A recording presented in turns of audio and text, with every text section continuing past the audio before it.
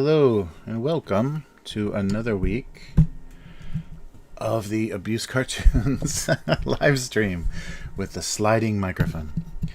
Alright, just trying to keep that out of frame. So let me know how the sound is in case there's a problem, because it's a little bit different configuration here, but good to be back, and thanks for joining me. So this is just a live stream where I draw my cartoon, Domestic Abuse, that comes out twice a week on gocomics.com, and we'll take a look a little bit later at GoComics and some of the comments from previous cartoons, and then randomly jump around in the archive so you can get an idea of what this cartoon is like and if you would ever want to read it. But so I've been drawing this cartoon since about 2002. Oof. So that means next year is the 20th anniversary of this of this cartoon. So we'll see. I should do some sort of commemorative book to remember all of this stuff that I've done. So maybe I'll open that up to some voting, and I need to get started on that too if I wanted that to come out sometime in 2022. It's amazing it's gone on this long, but it's just one of the few projects that I've worked on that has just really clicked, and it's been something that I can continue to just keep outputting. It's changed a bit over the years, the look of it, if you see the very early stuff, because the very early stuff was actually written on oh hey, how's it going, G2? Thanks for dropping by. You were just thinking about the stream and then it comes up. Yes, YouTube is creepy with its algorithm.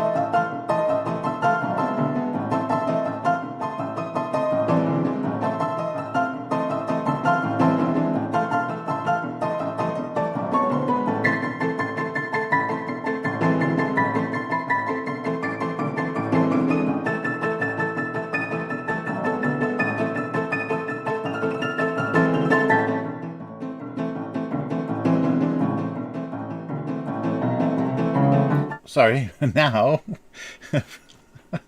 because it's all digital. Sorry about that. All right, so originally did it on Sharpie on paper. I don't know how I managed to jump down to be right back. So you can see it's very different, and the reason that I chose that originally instead of doing like a pencil sketch and then inking it, which is a very common style, but cartooning is actually more just like straight from the pen in a lot of cases. That's a big difference between cartooning and kind of comic work and other illustrations, is there's like a pencil stage in a lot of other illustrations to kind of rough things out, get your proportions right and everything, and cartooning is much more simplified and stylized, so you don't have to have that. But sorry about the glitch there. I gotta I guess turn that all to numbers or something. The keys that I have set up for the OBS are sometimes the same as my Photoshop shortcuts. So if I don't know that I'm actually in OBS, then I will switch scenes. Instead of change brushes, I will switch scenes. So sorry about that.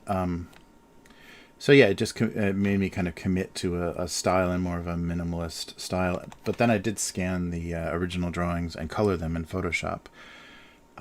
So I had original drawings. Like there was an original line art of everything that I had done for maybe the past. Oh, nice. Oh, good night. Yeah, thanks for stopping by. And sorry about the bizarre recommendation out of nowhere. It's not reading your mind, I hope. But take it easy. And I'll be around next week too. Okay, cool. Yeah, I'll try to get at this a little earlier, so then I'm not interfering with people's sleep, because sometimes this comes on pretty late in North America. Yeah, take care. Hopefully see you next week. And so yeah, the Switch came, I guess, because the Cintiq tablets, the Wacom tablets that are actually a monitor, where you're like drawing directly on a monitor, those came down in price, and I got a freelance job that bought me one. So I was like, okay, yeah, if they're gonna set me up with a specific equipment, that's great. And so I worked that freelance for like 5 years. It was, I think I've talked about it in previous streams, but yeah, it sure was wacky. It was kind of my last bit of tolerance for the nuttiness that is Los Angeles. But so then I could draw directly onto the screen, and just decided I'll switch over to all digital, and it'll kind of speed up the process. But of course, I was already by then down to kind of a minimal schedule, twice a week. This used to be a daily cartoon. I think even the website may still say daily cartoon. But when I first started out, I was drawing several at a time, kind of per drawing session, and wanting to release them daily, which is, works really well on the internet. But after it was syndicated, the daily schedule just didn't. Daily and less than daily paid basically the same, because it's just based on views and ads. So as the popularity picked up, the views, it kind of flattened out, and so it didn't really seem, quite worth the time, because it wasn't paying for my time and the schedule.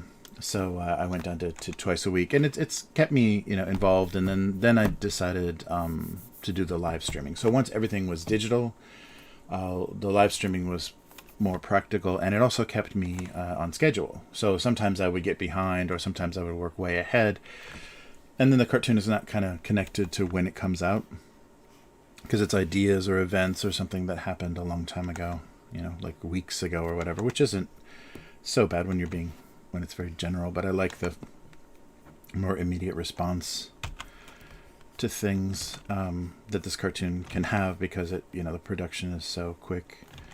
So then I did the live stream. So started that, I think 2019, it must have been 2018. And that was basically to myself. My first idea, before I figured out how to capture the screen, my first idea was to actually just film over my shoulder, because that's what a lot of people do in real media. They have a camera over the shoulder pointed at a canvas or a drawing surface, and so I did that. It's not good, because the microphone that I was using was the webcam. It was on the webcam that was behind me, so yeah, basically talking against the wall, the back of my head. That was a bizarre choice. So I finally got it. Figured out multiple monitors and Photoshop capture, and so that's what I'm drawing, and I draw in Photoshop. It's kind of, I think, lost its popularity because of the subscription model they're using now, but it's lost its popularity. There's a lot of people moving to other software, and especially if they're doing like more Japanese inspired illustration and stuff, like Clip Studio and Procreate. There's a couple of things that I think younger illustrators are more interested in, because it gives them certain effects and things. And you don't have to, it's already there. There's not so much you have to load, or the community supports more, kind of Japanese illustration looks and things. So there's a lot of dot screens and speed lines and stuff that you can do. Like Manga Studio makes it really easy to kind of imitate that style, because a lot of those things are built in. And you can make Photoshop do just about anything, but it takes work. And you have to have somebody that's actually supported it, or build those, brushes and textures and things yourself. So, yeah, so I got that all kind of sorted out. And so I've been doing kind of the same style, this little green screen style. I think it was a window. When I'm in the office, I was doing a window before. And because I was on an office building and I was up a couple of floors, I could point a webcam down at the street as well. So if you look at some of the older streams, there's a street cam that shows you people walking and cars going by in Osaka, in the Japanese city. So that's a little bit extra something to look at other than my outline. Yeah, so that's a little bit, if you're new or haven't heard any of that before, that's kind of how this all came about and how it became the version it is now. But I still do miss having an actual original drawing. The digital thing, I mean, the files, it would be so easy if I had some problem with a hard drive and a credit card at the same time. You could basically lose all your cloud backups and all your local copies. So yeah, it's crazy. And for a while I was doing like a DVD-R backups of things, but sometimes those become unreadable too, depending on how you store them, because it's just optical ink that makes those things readable. So some of them, unless you bought really expensive ones and are storing them very safely, some of them just gradually become unreadable. They don't have a insane lifespan. So there is no safe, there is no 100% guaranteed way to keep digital files. So that really sucks. So, the fact that at least they're uploading to GoComics, so they will always exist at least as JPEGs on GoComics. And then when I printed the book, it'll at least exist as a, printed book. So I did a collection, the first 1,000 cartoons, I did a collection of kind of the best, I think it was like 80 something, 84 of the first years, and some of the kind of classic stuff that I've used for a lot of like promotion and things. And yeah, so that was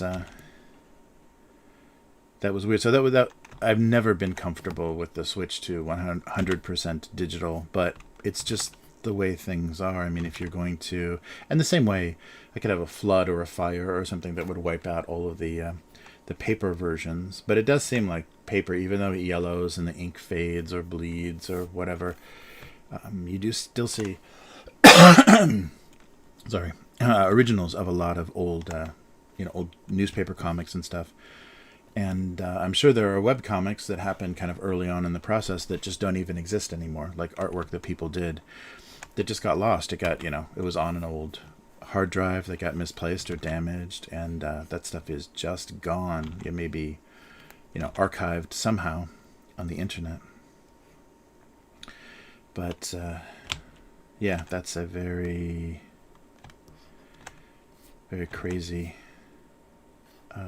aspect of this. And that also makes you just kind of keep drawing too, because you're the only one that is capable of producing this. So the only defense against kind of bit rot is just to keep making making new. So that's kind of that's the thing. I think everything, all like technology and thinking and entertainment, is kind of caught in now. It's a little too ephemeral and unimportant.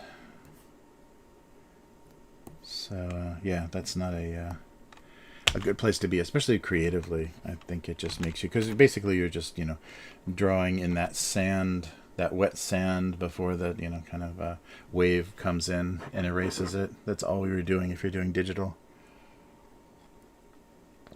It exists for a small amount of time and then just disappears. But yeah, maybe that's for the best though, because now there's no gateway, no limits, no arbiter of what can be produced. Anybody can do anything. So the fact that it's not it's not so permanent maybe is a good part, a good aspect to that.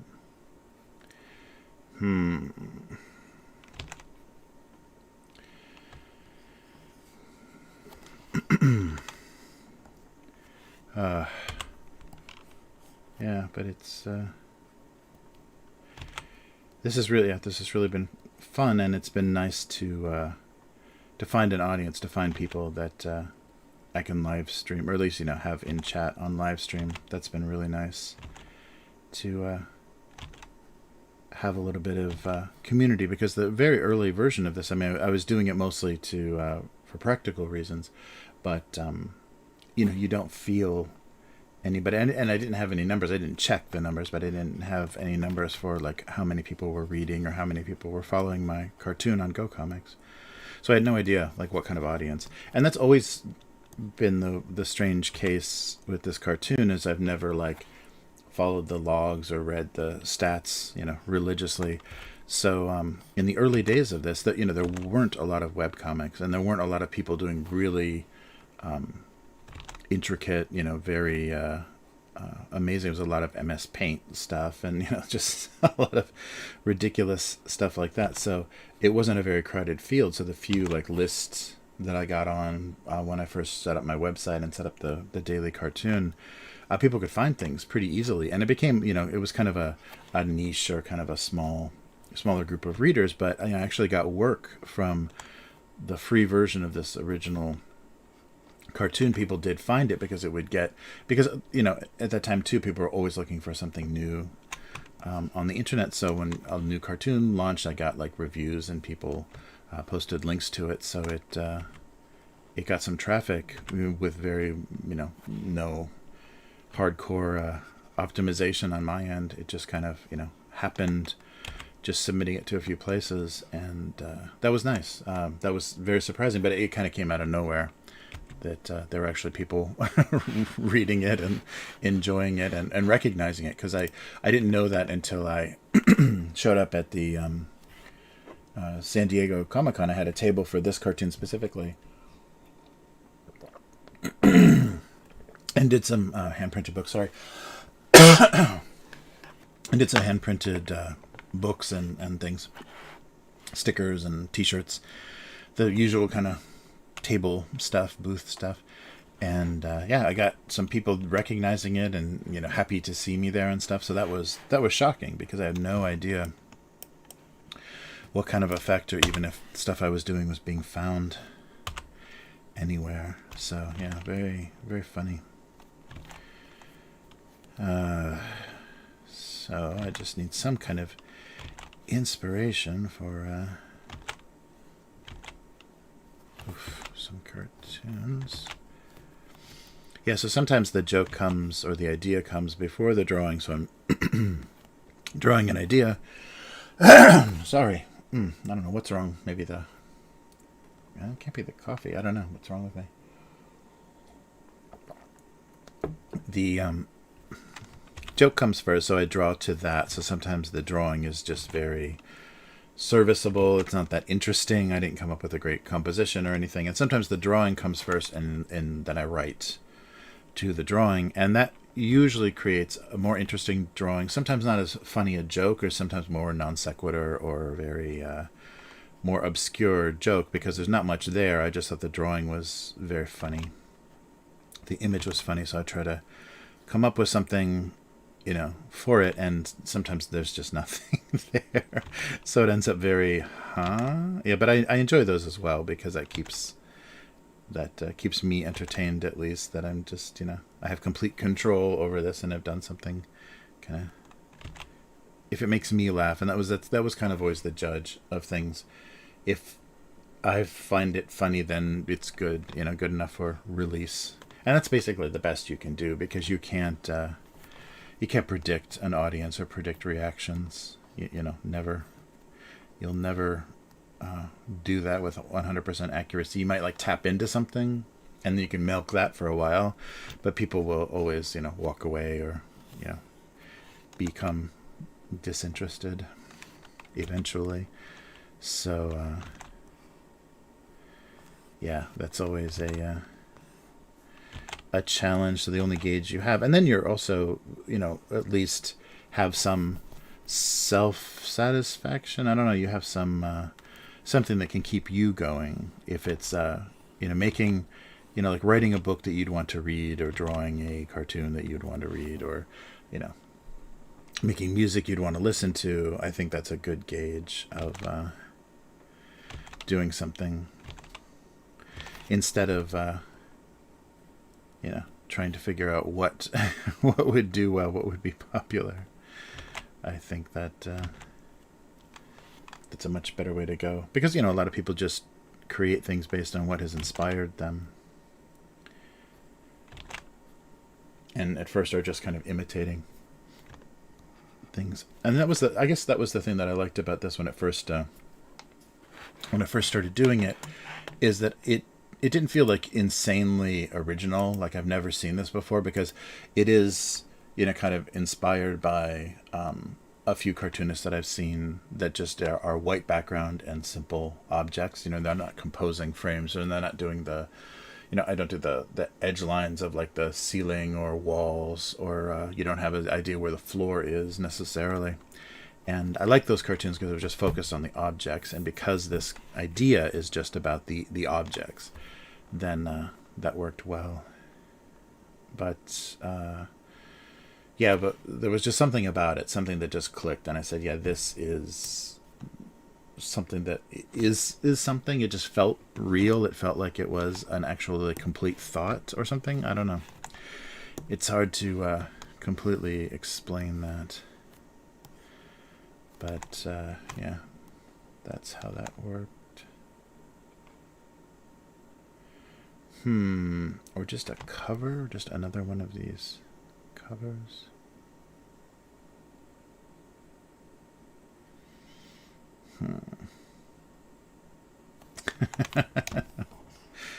Something like that. Hey, how's it going, Joe? Coming in on Twitch. Nice. But yeah, just doing the usual. I gotta make sure I don't change my scenes again. I wish there was a, they have lock on the streaming software. They have locks, so when I know that I'm drawing and I know that I don't want to switch between scenes, I wish there was a way I could just lock the active scene so that I could never do that accidental shortcut switch. Be nice if they built that in. Maybe that is an option somewhere. Nice. Hey Joe, how's it going? Back on YouTube. Thanks for logging in on Twitch. It's a ghost land on Twitch. A ghost town. Alright, something like that. There, I'm in Photoshop. That might work. Something very minimal. And a dimmer switch and an outlet. We'll see how that works. Alright, let's try something else. But yeah, so I need to start giving some thought and devoting some time to doing another collection. Yeah, maybe if I talk to Go Comics, maybe they'll allow me to post something, or do a voting, like set up a simple like poll or voting system for just submitting dates of your favorite cartoons to be added to the 20th anniversary collection. Yeah, it doesn't take that long to produce, and depending on how many pages, like, of course, but it doesn't take that long to actually produce the book. They, although I haven't used the site in a while, so they may have changed. But the last one I printed was on Lulu, and that wasn't particularly brain bending to get the PDF and the right specs and everything. So we'll see how that goes. Oh yeah, Olympics. It is lots of Olympics. It's really sad though, even though they're televising things without any crowds or anything, it all just looks like practice. It just looks like rehearsals or practice. There's just not much going on. Like the teammates and the support staff are watching the competitors, but that's it. So it feels very empty and very odd. And then all the masked athletes, and then they'll take a team photo and take their masks off for a second and then put them back on. And all of the masks have logos on them, so they're all produced by the same sportswear companies that made their uniforms or their warm-ups or whatever. Yeah, it's crazy. Yeah, things are going okay.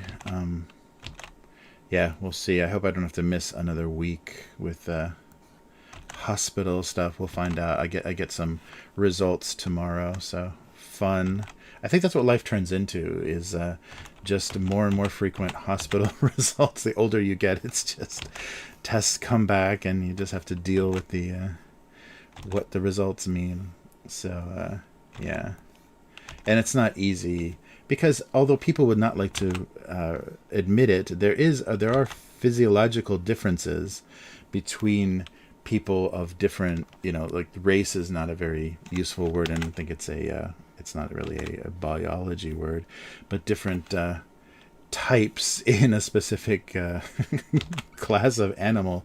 There are different types, and some have different features that don't quite correspond. So Japanese doctors look at me strangely in a lot of like results and things that I get. Like I can be a lot heavier, like my BMI can be a lot heavier than a Japanese person of the same age, and I won't have any of the heart effects, diabetes risk, any of that compared to how easily that affects Japanese people. But of course, they don't want to, consider that there are differences. So yeah, it's very funny. Very funny. Oh yeah, that's right. Yeah, all the pro sports the last year have just been like paper cutouts in seats or whatever. Yeah, that's so weird. I mean, it would really suck to hit a home run in an empty stadium and just be like, hey, just hear your team, yay. Get a couple of claps. Yeah, I think performance-wise, that has to feel very different for the athletes when when there's a big play. There's no reaction. It's just like, I did it. And the crowd does not go wild because they are all at home, self-isolating, whatever. Oh, sorry. I think I have a piece of styrofoam. I've got some like crafting materials kind of stacked up, and I think I have two pieces of styrofoam that are like, one is sliding off the other, so occasionally it makes this like really creepy sound, this really like weird scraping sound, and I had no idea what it was at first, but I think it's just these two pieces of styrofoam. So I have those for cutting terrain, so they're easy, like foam in like a hot wire cutter is really easy to kind of sculpt terrain and stuff, so I save all of my styrofoam bits. So there's a little box of those, and they're kind of shifting. So if you hear any weird sounds, it's not a haunted house. It's my styrofoam collection. Yeah, right. Yeah, right. You cheer inside your heart. That's right. That's right. Yeah, it's a very funny joke. Yeah, I can't believe that. That's still a thing. Like how many, like more than a year ago, I put up that, we watched that link of those two Japanese execs like screaming inside their hearts on roller coasters, and it's still a thing. You still need to be, in most parts of the world, you're still screaming inside your heart. Yeah, the endless. But yeah, I'm just drawing boxes and boxes again. No idea. I'm gonna try some more coffee and hopefully I don't cough on you. Again. There we go. Yeah, I've been doing almond milk in coffee to not feel so drinking a lot of coffee, because I can't drink coffee without milk so easily anymore. So I used to only drink black coffee, and now I can't do that as easily, and so I just switched to almond milk, which is pretty cheap and widely available here. It's bitter. The unsweetened is pretty bitter, but it's not. It doesn't have the same kind of heavy effect as cow's milk, so that's been a little nicer. Because I still have some kind of cafe conversation lessons, English stuff, so I have to sit and drink coffee or tea at those. So I just recently switched, so I didn't feel so terrible. But yeah, it seemed to help. All right, no more boxes. Let's try some ideas. Oh yeah, though it is crows. Yeah, sorry. Yeah, we have a quite a little collection, and they just had babies, so we've got like two or three new baby crows that just learned how to fly. Yeah, we've got a bunch of crows. Yeah, Japan. They're kind of the carrion bird of Japan. They survive off of like people leaving food out for cats and trash day and everything. They tear apart. Like if you see a bag of trash that just looked like it exploded and it's drug out all over the place, that's because crows got to it. So a lot of the townships and cities standardized a bag because people use like the cheapest garbage bags they can that are barely holding things together, and the crows just put their beak into it and it's open and all over the place. So they did these heavier bags, but still, they can get through just about anything if they work hard enough. But yeah, so you'll see that a lot. You'll see so Japan doesn't have any underground wires or cables or anything. Everything is on poles. So there's utility poles everywhere. So a crow sitting on a utility pole is very Japanese look. That weird juxtaposition. It's not a crow in a tree or on a fence or anything. It's a crow on a telephone pole or whatever. That's very, very Japan. Even in the cities, they can be pretty prevalent, and they're very clever. Like they communicate a lot, you can tell, because as soon as one of them, they just kind of like scout out, and as soon as one of them notices that trash has already been put out that morning, they all just show up. And they're really amazingly clever and communicate really well. So yeah, we're getting quite a few around here because it's the mountainside, so they can nest. There's a lot of trees for them to nest and things. What did I say I was not going to do again? So it's that's a very Japanese looking thing. I don't know when. I don't think they're indigenous. I think they were brought here, just like everything else. Like we have raccoons here, and there are no, raccoons are North American. There are no native raccoons in Japan, but they got brought here at some point. Well, and also were brought here as pets. I think in the 80s there was some anime that had a cute raccoon family. So because there's not the same kind of strict protections for pet shops in Japan, baby raccoons became a very popular pet. But of course they grow up to nasty, hiss at you, full size raccoons, and so people just just threw them out, abandoned them when they got too big or hard to handle, or they bit their kids, and so yeah, you have a lot of raccoons kind of infesting different areas. There is an indigenous. I don't know if you've played any Mario games. The tanuki.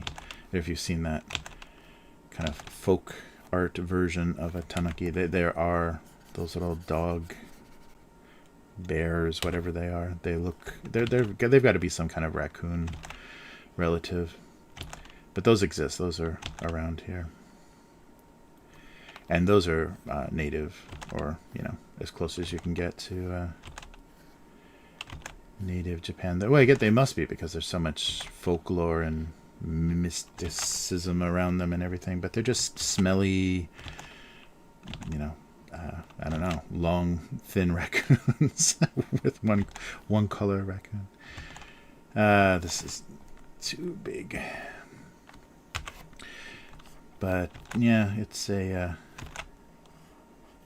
animals here. It's a very funny selection. So there are bears here too. I think mostly in Hokkaido, or the northern parts, like kind of a black bear with a white. I forget the English name. It's like a Japanese, like crested, or not crested, but something bear. They have like a little white triangle on their chest, and they're not as big. They're like small black bears, but they're still bears, so you don't want to run into them in the wild. But the wildlife isn't so, compared to North America, it's not so overwhelming here. You don't have huge infestations of coyotes and wolves and things, creeping into more populated areas. Yeah, but that is crows. The short answer is yes, there are crows all around this area and in a lot of areas of Japan. They can survive off of the trash pretty easily. They're like inland seagulls. Yeah,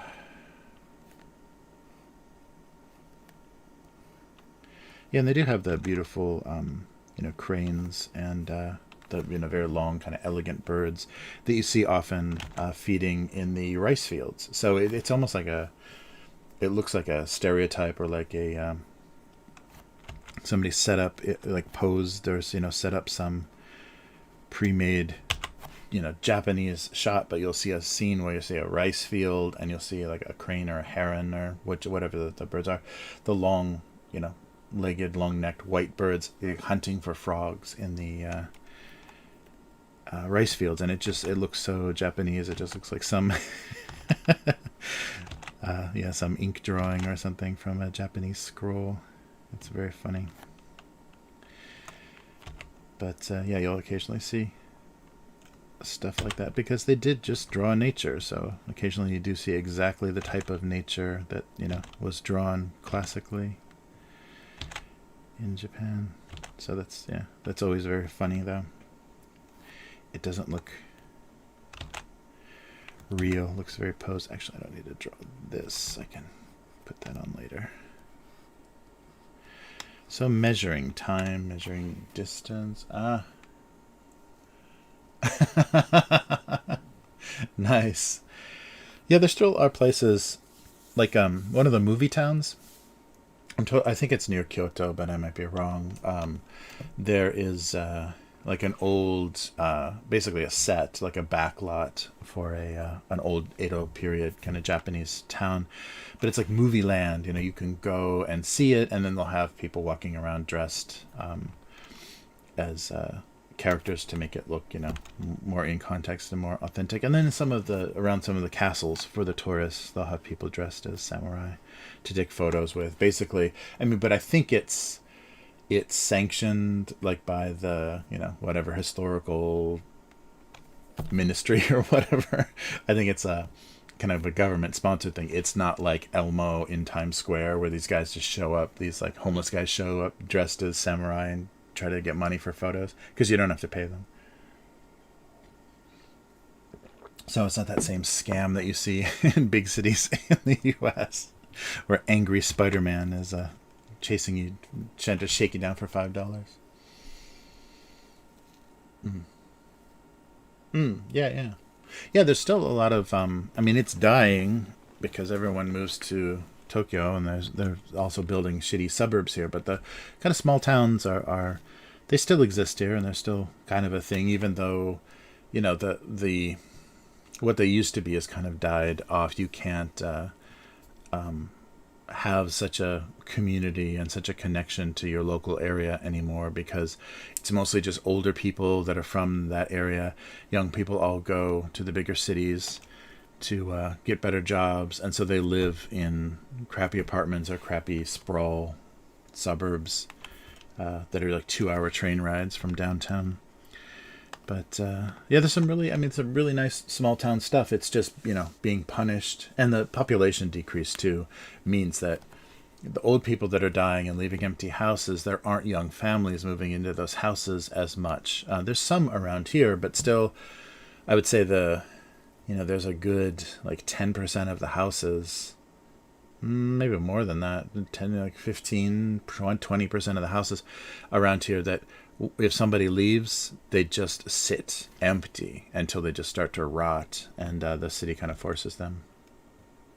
Oh yeah, I'm not dropping yet. The Restream, I'm blaming Restream. I don't know if that's justified, but I've on both of my streams I've had some hiccups, and I'm not getting any dropped frames, but who knows? Oh yeah, I thought my green screen was looking good, but it's not looking good. It's a very obvious square. Yeah, that's too bad. It was looking nice and clean before. I just never get this figured out. Let's try. It's so miserable to fix this. So I'm not even going to know if I fixed anything. Because, yeah, locally I can't see it. It doesn't look so bad. But, yeah, I can't, you know, with this red thing around me.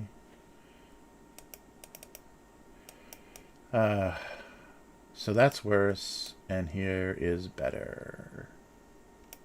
But then I'll start to become transparent. Yeah, there's just something, maybe a little bit better. Now I'm starting to fuzz out. See, isn't this fun to correct on the fly? Okay, cool. Yeah, I'll go with that before I start disappearing. There we go.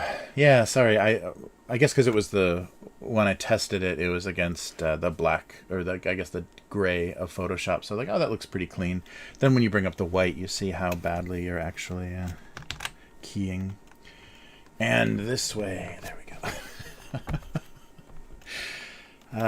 All right, yeah, let's measure time and something else. What's another type of measurement? I guess quantity.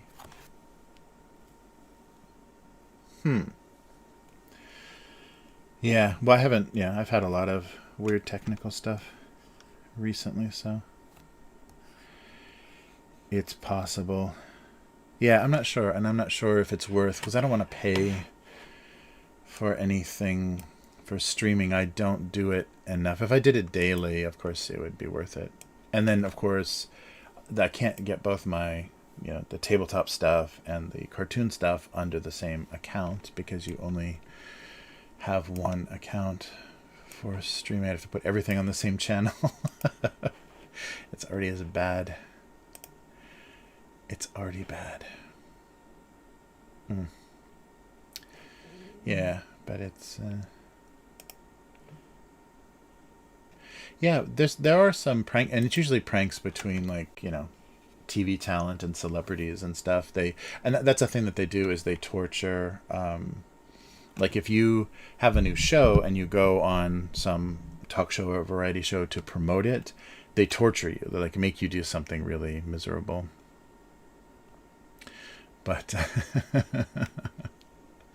yeah, I'm watching the prank right now too. Yeah. It's kind of like the touristy area. So this looks like, you know, one of the more historical places with tourists. But yeah, there's so many beautiful, just like Europe though, you know, there's so many beautiful little side streets and everything. But very quiet little towns. Nice. Yeah, that's like the human statue things. People just assume he's supposed to be there. But yeah. All right. So we will try to, let's get the scale of this stuff a little bit up. I don't know if I need the 2. I need something else. Oh wait, let me not scale these up until I draw something else so everything has the same look. Maybe like a measuring cup or something. Yeah, something like that might work.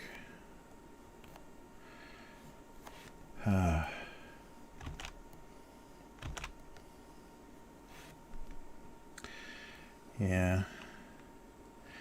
It's getting like bright and miserably sunny, like, you know, blazing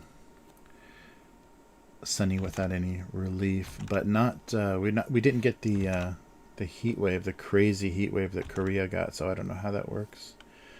Maybe there's a secret typhoon protecting us somewhere, which we're getting. Oh, that's right. Yeah, there's a typhoon coming that's going to hit Tokyo, so the Olympics may have I mean, it's, you know, the outdoor events would be affected, but there's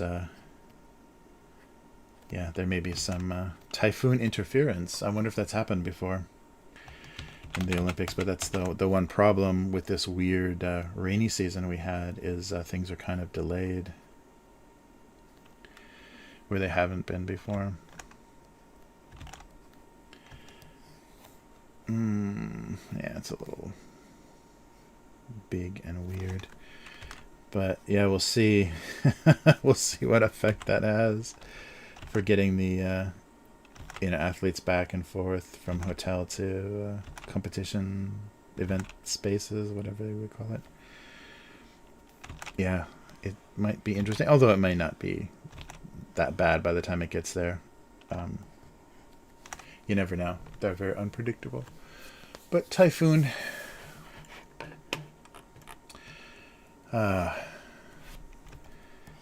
Typhoon Olympics. Alright. So we'll just do some measurements.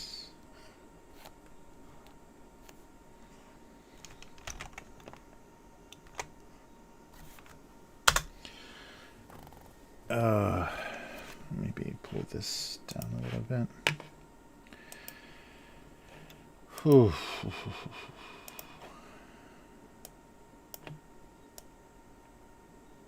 Yeah, it's more square is better. Everything else, well, maybe let's see if this can look any better with some distorting.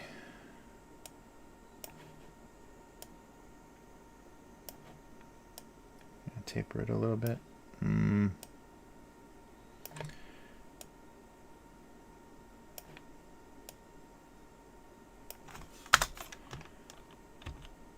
Oh, yeah, maybe. It was kind of sprawling. I can't believe how I draw. It's terrible. It just works in context with itself, but if you take any of these like individual drawings out of context, they don't look so good. All right. Okay, I think we'll go with those. So we've got measurements of something. Oh, there's got maybe one more thing. This is pretty empty. Unless I scale them up. Let's see if there's how they look if I get them a little bit bigger. Yeah, oh yeah, that'll do it. Just fill the frame a little bit more. They looked... I guess I can't... That was the older aesthetic, is little tiny, like a big white field and a little tiny, lonely image. But I just can't do that anymore. It looks kind of odd. But... Nice. Yeah, I had, right at the beginning of the stream, G2G popped in and said, just thinking about the stream, and then YouTube recommended it. So very creepy coincidence. But we'll see. Yeah, so hopefully I have no idea what... So, yeah, I won't go into it on stream, but I've got some diagnosis or some... There's a consultation going on right now with a couple of doctors, and they're going to figure out what's going on, so I may be missing some online time, depending, or whatever, or I'll have like really cool bandages or something. I don't know. That'll be my new look. I'll like do a insane asylum background and wear a straight jacket and bandages on my head. That'll be my new character for for drawing cartoons. Something people can relate to. Oh, actually, would you be able to see this fourth leg? Nah, probably not. Nah, probably not. Deep enough. Yeah, it's funny.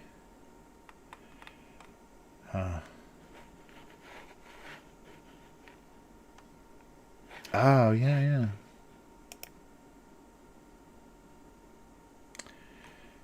Yeah, I think that's okay. I think just those two. Yeah, I don't want to just do random stuff for the sake of it, but yeah, so let's color these and see how things go. Let's actually put this on the same.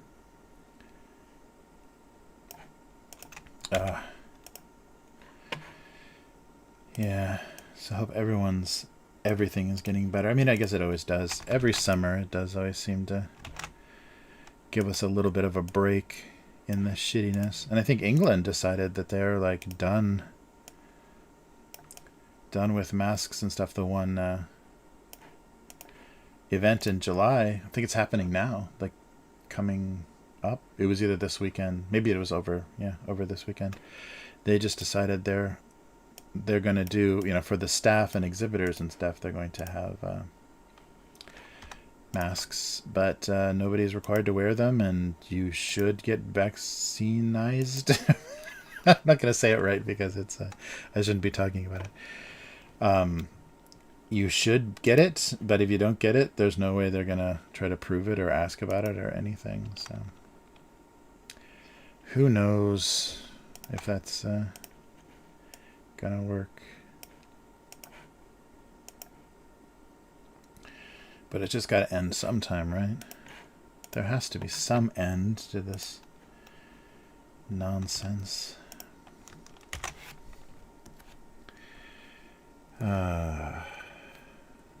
But, yeah.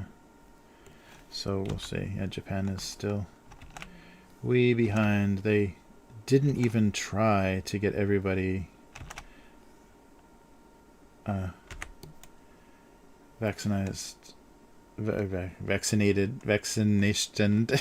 before the Olympics. I guess it was just, it was impossible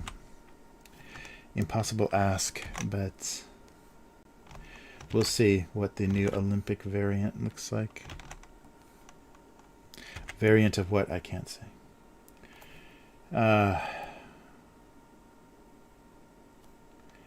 Alright, let's get back to this. And maybe green or something.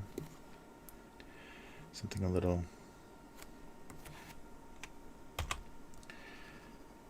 Yeah. Oops. Gives a little more balance to this. Alright, and maybe a yellowish label here telling you how many feet or meters you have. All right.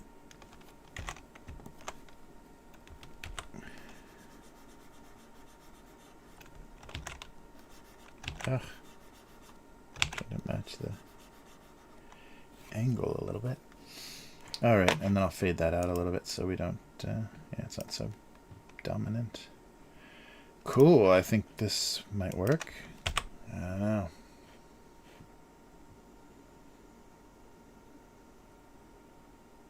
Yeah, right.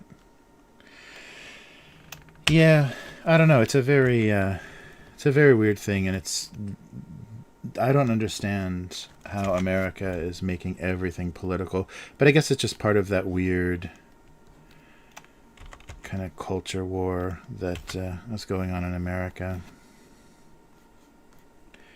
That doesn't make any sense. That just politicians and media and everything, like media companies. I mean, like movie studios and stuff, are trying to capitalize off of it. They're trying to figure out how they can make money by insulting their audience. It's very strange.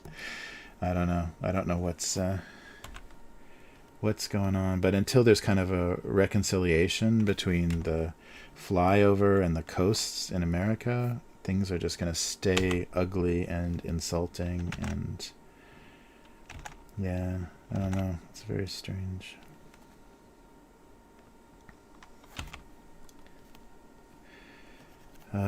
Yeah, I just hope that never makes its way here. Oh, yeah, that actually is enough of a color difference. Maybe here. Or maybe here. No, it doesn't show up. Okay, so a little bit.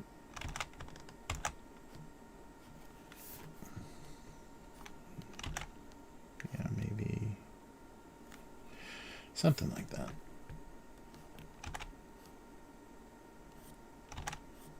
yeah, I just and people have said that, divide and conquer thing seems to be in effect, that if you just get people hating on each other, then they don't notice what they actually should be hating, or they should be kind of cooperating to fight against. It's working pretty good in America right now. I don't know, though. I'm so detached from it.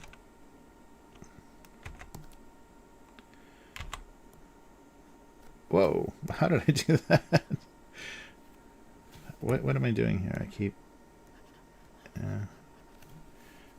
too much pressure, I guess. Ay, ay, ay.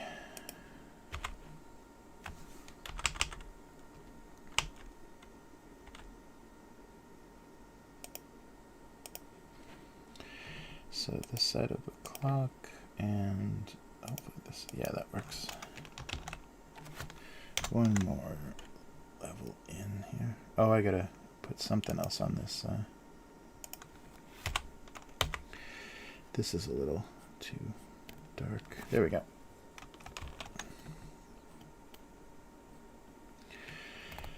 All right. So measuring whatever. Couldn't agree on a common measurement, a common unit of measurement.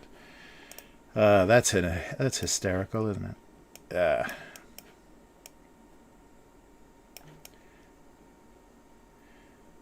So see if I can do like a dated kind of those like weird cream colors versus a lighter gray type thing here.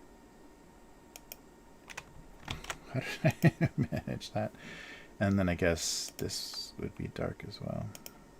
Darker. All right. And then the, oops, outlet. Oh, this should be lighter. That's way too dark, I think. All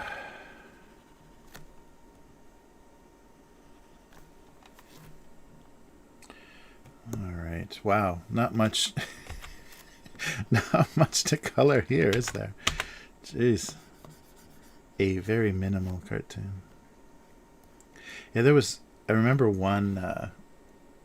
I should try to find that sometime. But one drawing that I did, I tried to do like a drain. Like the it like a sewer drain that the or what is a storm drain that like the it clown or it is Pennywise was like hiding in the that first scene, the first big scary scene in the movie. I tried to draw one of those, and I did it like just very. It was when I was drawing like many cartoons at one time, very very poorly, and the comments like called me on it really bad. They're like, "What the hell is that supposed to be?" That was pretty funny. Yeah, it was just a lazy drawing that people, were not going to tolerate. Like, that looks horrible. Because it was supposed to, it's like one of those metal grates that's like set in the ground, and I kind of drew an edge to it, and it was all, the perspective was all wrong. And people really got upset about how poorly that was drawn.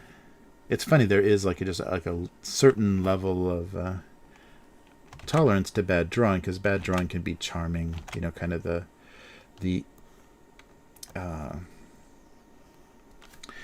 way that these lines aren't particularly perfect, and the perspective and shape is kind of wonky, brings a little bit of charm to the look of these characters, these things.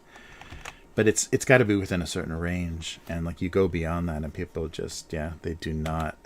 That looks horrible, because there are some cartoons that people just complain about being really really poorly drawn, and so it just like goes beyond their tolerance for like ugly art or whatever. Something like that.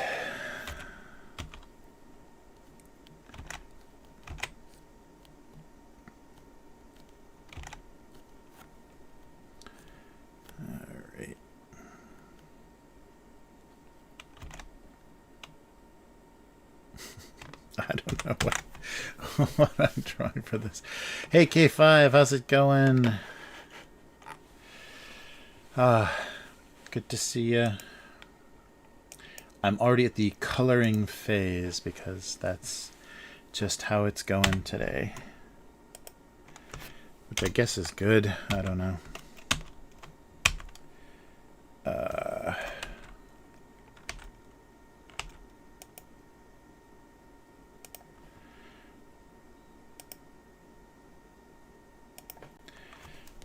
There we go.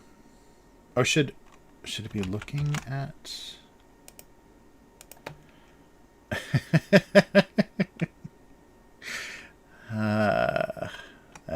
no, maybe not. It can't be on this side. Looking away would be good, but I don't think that'll work. Maybe, yeah.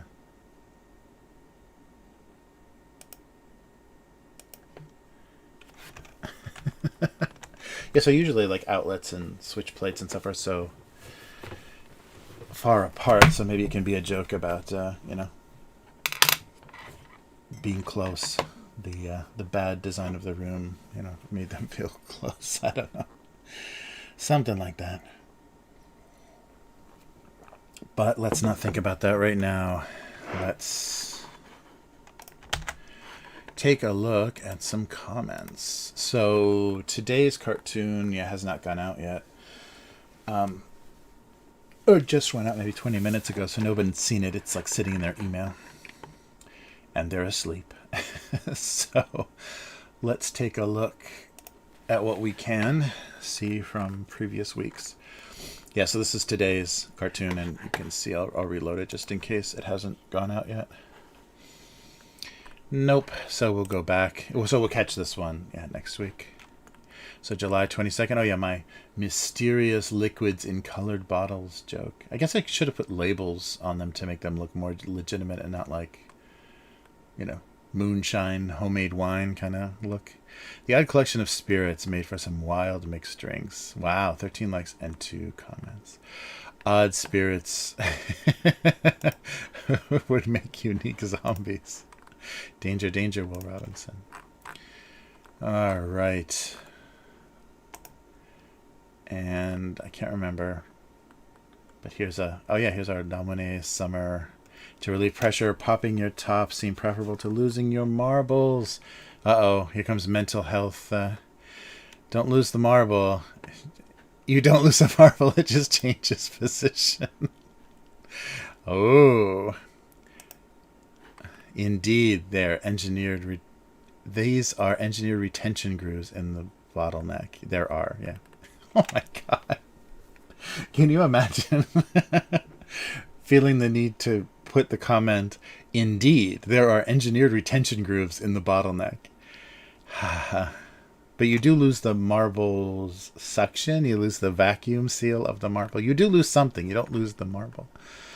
We're just trying to make a pun here, guys. We're not critiquing the engineering of the cod neck bottle. These guys must be dedicated to bottle engineering. All right, let's go back a little bit more. July 15th. Here's one I did without you guys, and that's why it's so sad. They felt a deep connection in their uselessness. Oh, I think I did do this. Just need to get wired. Oh, yeah, I've already been this way. Trying to draw a dead battery is not particularly easy. And yeah, that's right, we already saw the cheesiest pie. Might be good on apple pie. That's right, 2 weeks ago. Nice. Oh, there's reply here. Oh, never from a can. All right, let's try some random stuff. Oh ho, Christmas of 2014. Yeah, I always managed to, some years, just do too many Christmas. The fruitcake held on to the hope that he was still food and not a holiday decoration. Ooh. Nothing. Oh, I must. Oh, well, Christmas Day. I guess people aren't reading cartoons. Wow. Oh, look at this. Oh, look at. I did the frosty box effect there. Store brand vanilla possessed an icy immortality. That's what I always remember. As that, this comes from like a childhood memory. Did I draw this? No, I didn't draw this on stream. This is a real common thing. Like you wanted ice cream, like always. We had a separate freezer, like a standalone freezer, because we lived kind of countryside for part of my childhood.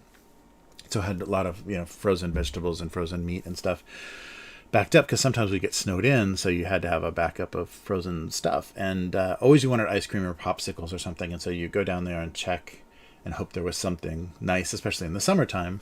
And there never was, but there was always that shitty store brand little carton of vanilla that had been there forever, that was just it looked like some frozen artifact in the within the Arctic Circle or buried in Antarctica. And it's just like, it is ice cream, but so it was like bought for like a birthday party or whatever, to have ice cream with the cake, and nobody ate it, and it just sat down there. So icy immortality sums that up for me, because it just sits there forever. And I'm sure like eventually it just starts to taste like the freezer, like it gets that weird freezer taste. So vanilla especially, I can't even imagine. But that's like a very funny childhood memory.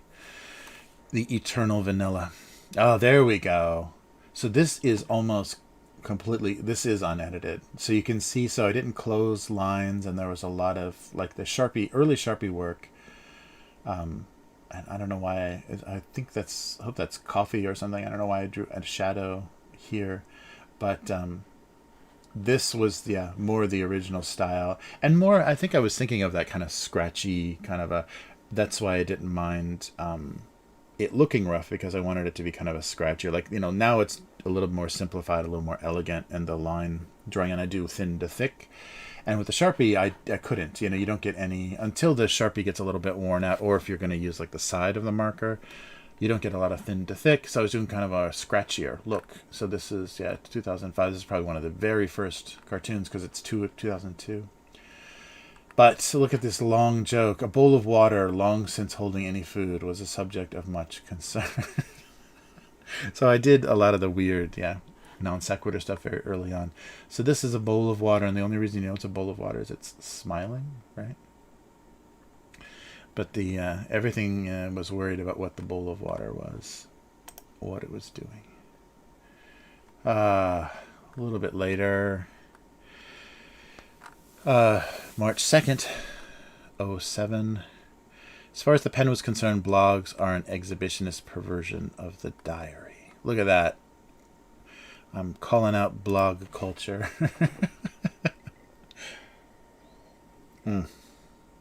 Oh, here we go. I love these. I should do more of these, because these always make me happy. These kind of kinetic, like something horrible just happened kind of thing. So a whole wedding cake is taking a tumble.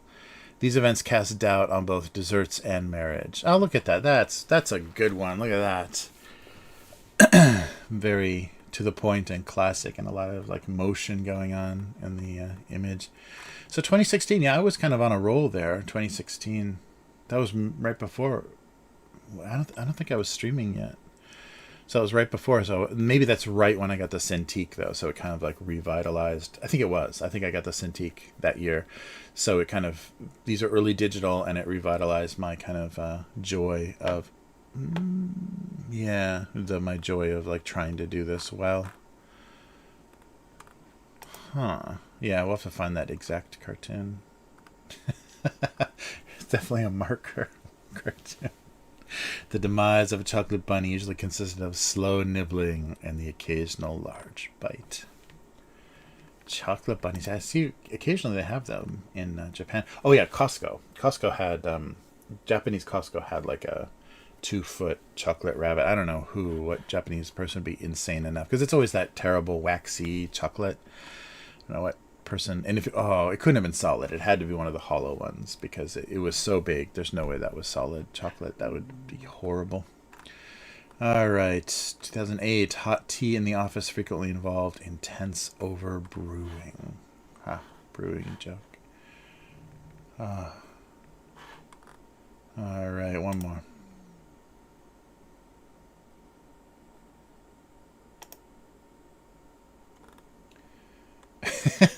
Shoes. Women's footwear long abandoned. Comfort for madness. Oh, that's a Lord of the Rings line. Theoden, when did... Yeah, something. There was a Gandalf line in the... in one of the Lord of the Rings movies. Probably from the book as well. Comfort for madness. Something for, like... I forget what the actual line is. Okay, last one. Wow, look at how huge this one is. Yikes. They were too old to remember what they were trying to do. So they're trying to record a phone call, obviously, but they don't remember what are we doing? Nice. Oh, I got some love. Yeah, 2017. Yeah, this was yeah, definitely early digital. I was drawing, the scale suddenly shifted, like look how thin the line is, but it's definitely got the, yeah, it's very weird. Yeah. Yeah, I don't know. Crazy. All right, back to it. Oh, sorry, I'm missing the chat. Hey, whoa, what's going on here? A brick for Christmas. Nice.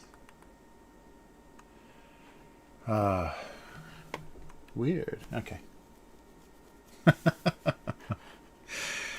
All right. Yeah, I had a stride there for a moment. I think I was kind of like revitalized. Like, wow, I'm drawing with this really cool new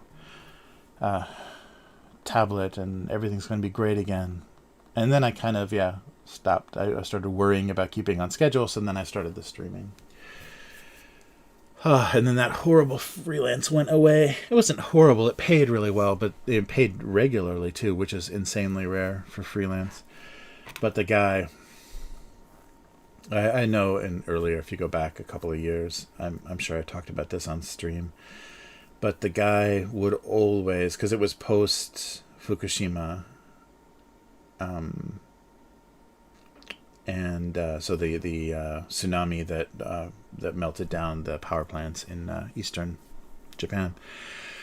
And the guy was he was one of those like deep conspiracy guys, and was always watching videos and recommending that I watch videos about how the core that melted down, it was covered up about how bad it was, and it was actually like descending to the core of the earth.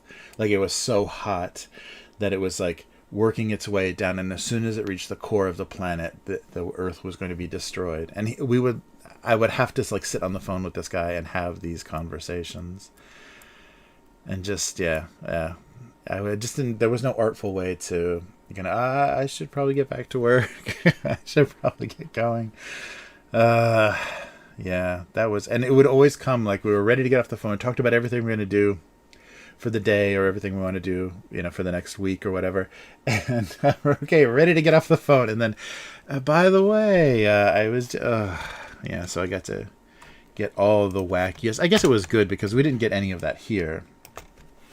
So it was fun to like see how the rest of the world, especially crazy internet, was reacting to Fukushima. But it was the world was supposed to end. I mean, and maybe it still is. Maybe the core just hasn't reached the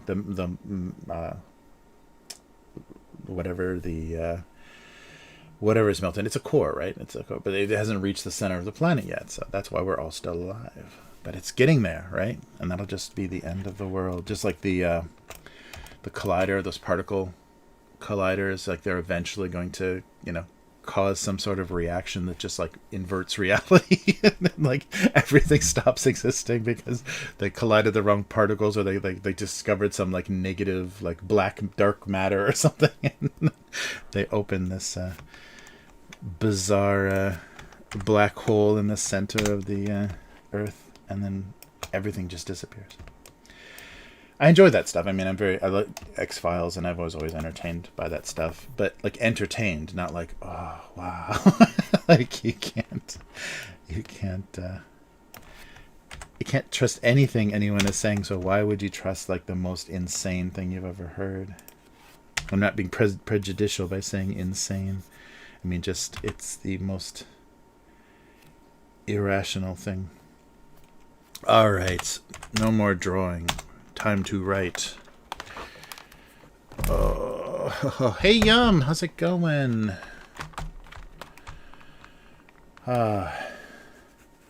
Thanks for stopping by. We're just talking about the end of the world because of Japan's reliance on outdated American nuclear technology. I saw an article, I didn't read into it too far, but I saw an article that, so after that happened, after Fukushima, power plant disaster, the big movement, big anti-nuclear movement in Japan. So there's a lot of nuclear power here because there's not much land, and it's based on it's a cleaner, depending on your definition of cleaner, it's a cleaner way to make electricity, especially if you don't have a lot of land.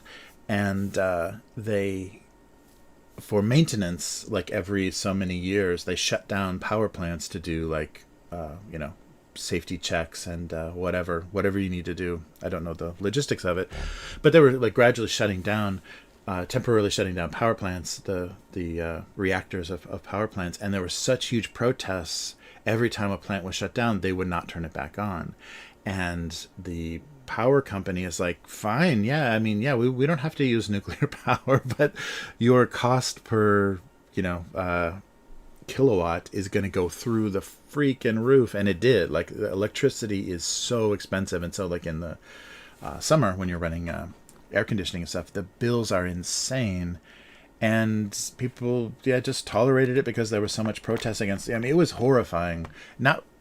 Both. Yeah, the tsunami was horrifying, the death and disaster that caused, and then to be followed by what the hell is going on, and the government kind of covering up and hiding what was really happening, and the government buying the company that was responsible so that they could manage this. And then there's still a bunch of people in America that are all paranoid about the seafood from the Pacific Ocean all being like way too, the levels of certain radioactive substances being way too high in the food, so not eating any more Pacific seafood. But yeah, it doesn't necessarily seem to be the case, but it's a safe thing to avoid if you can, if you don't get enough iodine in your diet. So the article said that Japan, especially for the Olympics and everything, is kind of quietly turning back on all these nuclear power plants because they need it. They need it for, especially for the summer months, because just like in Los Angeles and New York and everything, all of a sudden there's a huge spike in demand for electricity because people are running air conditionings all the time. Nice. Yeah, so it's crazy. Oh yeah. Oh, thanks, Yum. Yeah, I got a haircut a bit ago. Oh yeah, right before my missing week, my little surgery week. I'm not gonna show that again, but you got to go back. Yum, you missed a really great photo of me bandaged up like a cartoon character. I didn't do a live stream that week. I was tempted, but I wasn't very coherent, so it wouldn't have been very good, but it would have looked funny. Maybe if I just didn't talk and I just sat here with my head bandaged, then it would get a lot of people wondering what happened, if I finally had that frontal lobotomy I've needed all these years or what. It just looked ridiculous. So I needed a pressure. I had an incision done on my head, and I had needed a pressure bandage, so they wrapped it this way and they wrapped it this way. So I looked like the wacky character that what fell out of a window or whatever in a screwball comedy, The Aftermath. But yes, so that happened right before that, because the summer was getting pretty sweaty, and my hair was just plastered in my face and sweat all the time, and so I just decided I want to keep some of the length, especially to cover the incision, and to just cool down a little bit. And I was getting to the point where I had to like man bun or ponytail or something, and that wasn't going to play well. So, especially at my age, that should be illegal. Like, I should be arrested if anybody sees me doing that. Exactly. That's what I should have said the whole time. So it just looked, looked like I had some kind of brain surgery. And so, yeah, it was funny just coming back because our parking is not right by the house. It's a little bit away because there's no roads. There's no actual road access to our house. And so I was walking to the parking, and some of the neighbors were like, "Oh, are you okay?" It looked so stupid and so over dramatic, and it was hot as hell too, because it's the pressure bandage was not cotton. It was like a, you know, stretchy synthetic, so it was really, really hot to have it wrapped around your face, and it's hotter than a beard, and in these like summer months. Yeah, I don't know. I think yeah, if I knocked a couple decades off my age, I might be able to get away with it. I appreciate the support.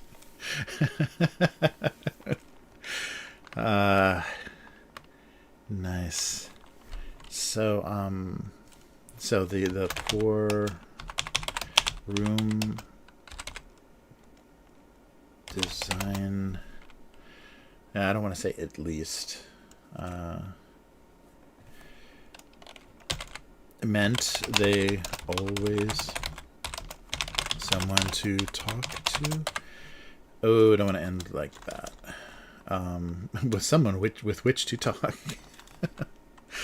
Okay. Yeah, nothing made sense about where they were or what they were doing. Yeah, this reminds me of like the like in an airplane bathroom or whatever, when you see, if you ever see like outlets or whatever, there's always like really weird configurations of things that are like way too close to each other for what they should be. Oh yeah, somebody did a review. I think they took a train from like Chicago to New York or something. It wasn't very far. It wasn't like across the whole country, but it was an Amtrak kind of sleeper car, and it was like $500. And they showed what the room was like, and there was literally like there were bunk beds and a toilet. Like there was you flipped up this compartment, so there was a shared bathroom in the car, but then there was also a toilet in the room that if someone was I don't know how you were supposed to use this. Like it was like a prison cell. So basically, like, you know, you can flip up these bunk beds or make this little table surface. But if you flipped up the table, there's a toilet there, like a little, you know, plastic looking airplane toilet. It's like that doesn't even because it's a room meant for at least two people because there were two beds. How, when, why? That was the most bizarre. Yeah. I don't know why anybody would ever use that, because I think there was like a little sink and a little toilet that were kind of hidden by some, you know, reconfiguration of the room. But that was insane. So yeah, those kinds of things made me think of this poor placement. Yeah, I guess it's so you don't have to use the, you know, shared bathroom with the rest of the people in the car, but that means you have to just you're sleeping in the toilet, basically, you know. It's very bizarre. Yeah, I don't understand. A hidden toilet is not something you want to discover in your train car. Or you just like sit there. That could be your seat, you know, in the in your little cabin the whole time. Whatever those are called. What are those called? The little rooms on trains. Your little train room. But yeah, you just sit there the whole time with no pants. Just in mid conversation with that. Wait. Oh, God. That's such a bad idea. Nothing good can come of that.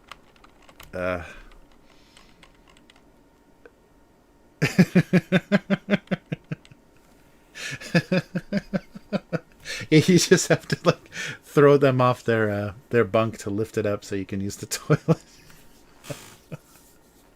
That's just, I can't think of anything. That's not a good idea. Because, you know, essentially it was configured so you could eat in the car. Like it had a little table that you could sit and eat. And it had like, you know, two of those train kind of seats. One flipped down for a lower bunk, and then there was an upper bunk that flipped down. And then your little area over here is where there was like mystery toilet and table and stuff. I don't know. There's some things you can't. You know, you can't You don't want to. You wouldn't have like build a kitchenette with a toilet in it. So I don't know what the thought was there. So the remodel brought them closer together. That's a short one. The remodel brought closer together. The house remodel, maybe to make it more clear. Strangely, house remodels. Put a nice adverb in there. Not strangely. Surprisingly, the house remodel brought them closer together. I don't know, just bad design. Yeah, right. Yeah. Yeah, that would be the yeah. If you were just like drinking, that would be good to have a toilet if you're gonna be sick. Yeah, yeah. So it'd be good to throw up in a toilet instead of like a tiny, sink.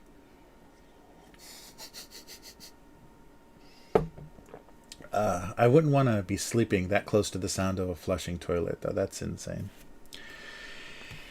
Oh, man. Yeah. Very odd. And the thing is, the guy was complaining, the review was of this trip, and it's too expensive and blah, blah, blah, because it was like a 19, 20-hour ride, which is not that long compared to if you fly to Australia and you're sharing a toilet then.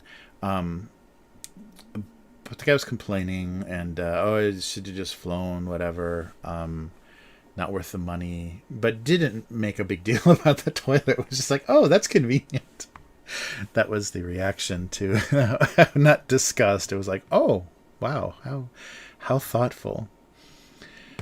All right.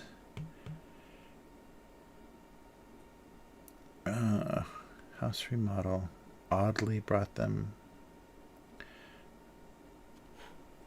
Okay, I like the closer together.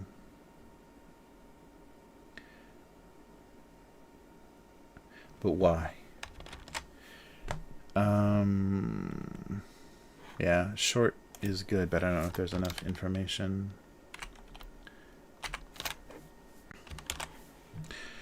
All right. Oh, this and measuring. How to measure stuff. Priorities. Nice. All right.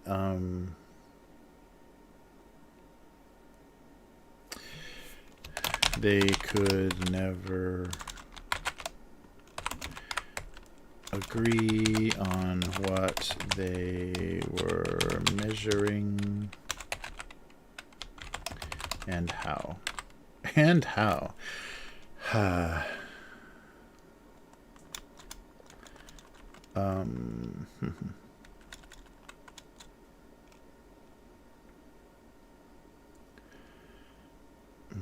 They realized the disturbing amounts of unit of measurement. The hysterical unit of measurement joke.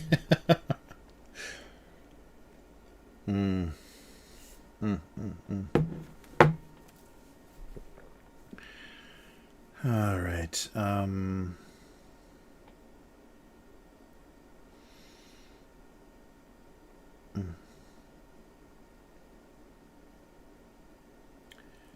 What, how, and why, how and what to measure. They could never agree on. Oh, maybe that's better.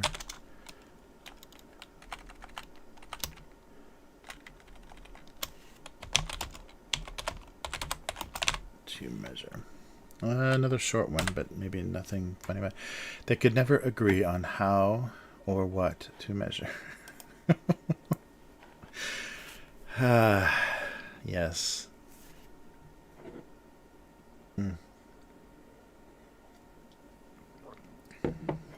Short and unfunny is this week. This is the week of short, unfunny cartoons. Could never agree on how or what to measure.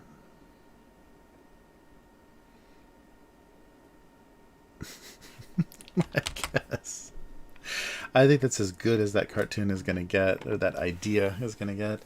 How to measure. Oh yeah, so time, length, volume. So how to measure something negative or something kind of dark.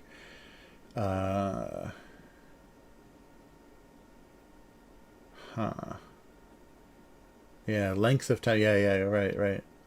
Oh, thanks. The cute little tape measure. Yeah, yeah. So I was thinking the length of time, and then I just threw a measuring cup full of water in there for no reason. Oh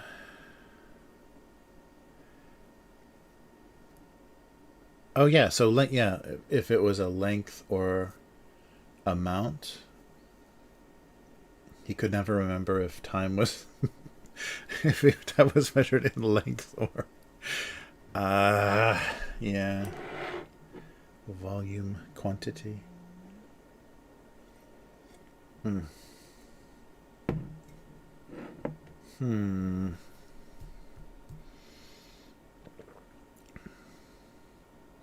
How or what to measure is very general, though. And length of time, yeah, 1 cup of time. Oh, nice. Like, 1 cup at a time. They decided to take it 1 cup at a time.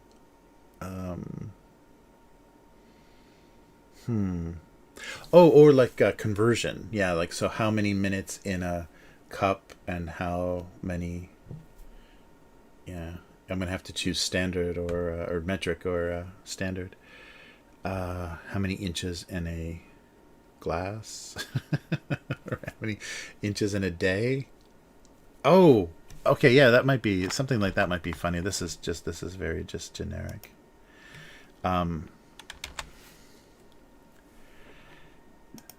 They never figure out how many in a day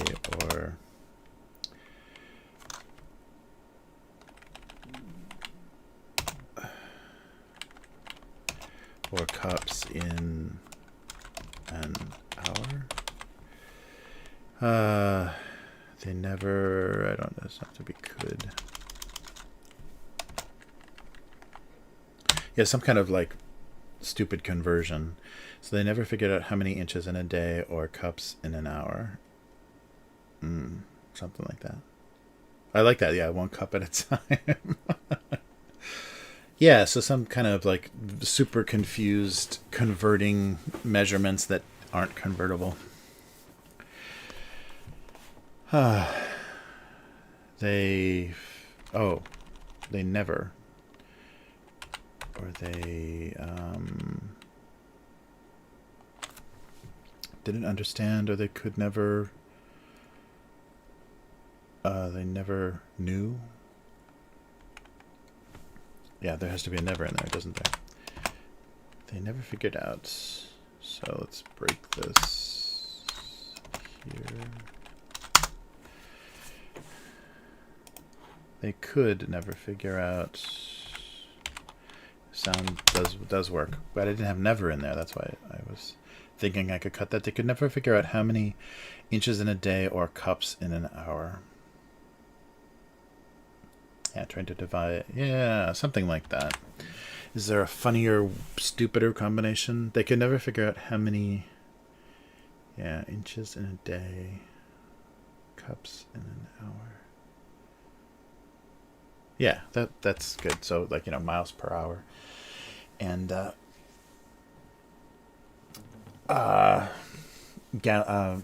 miles. No, it's not. It's still miles. It's still length. Is there a time measurement of liquid? Like how much is? I'm sure there is in like some kind of like processing or filtering or whatever. How fast your coffee gets made. Cups. 6 cups in 10 minutes. All right. So, yeah, I think that's much funnier and much less generic. They could never figure out how many inches in a day or cups in an hour. Thank you, K5. That was I like the quantity of time together. That's nice. Yeah, that's good though. I like stupid measurement conversions, like impossibly stupid measurement conversions is good. That makes that all worthwhile. They can never figure out how many inches in a day or cups in an hour. Okay, that works. I'll stay away from metric. So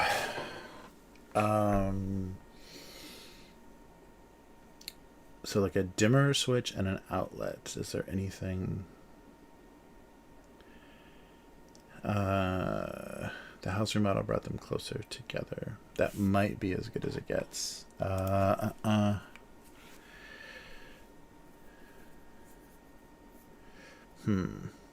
It's usually like countertops, like around sinks and stuff, in bathrooms too, where you have like a lot of weird outlet configurations, things that are flat and on the wall, and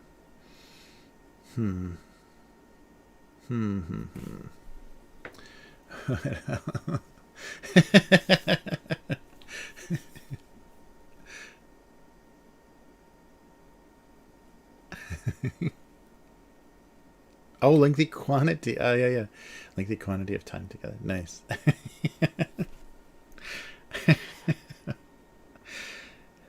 Nice. Quantity time.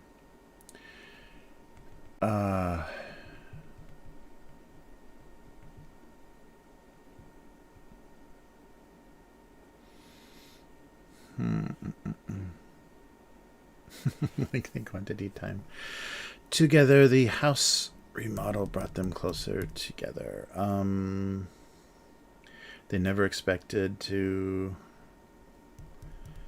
Yeah, that's getting long and drawn out. To be so close, to know so little about why they were so close to each other.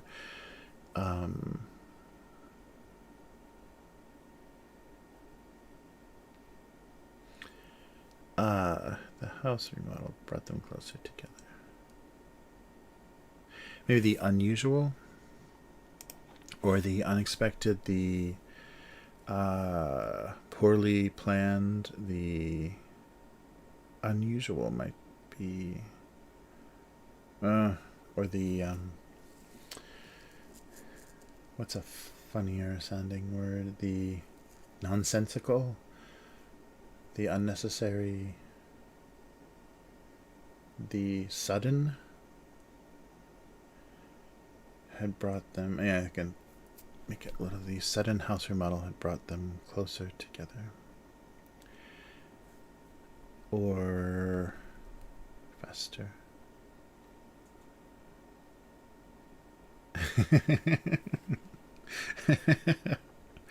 Nice. Frozen drinks faster.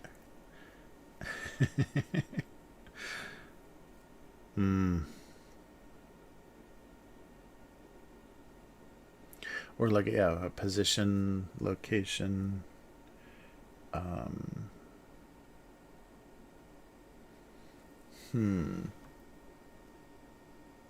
Ooh. Wow, salted caramel brownie Oreos. Damn. Well, that beats me. Maybe you should do the convenience store segment. That beats what I got.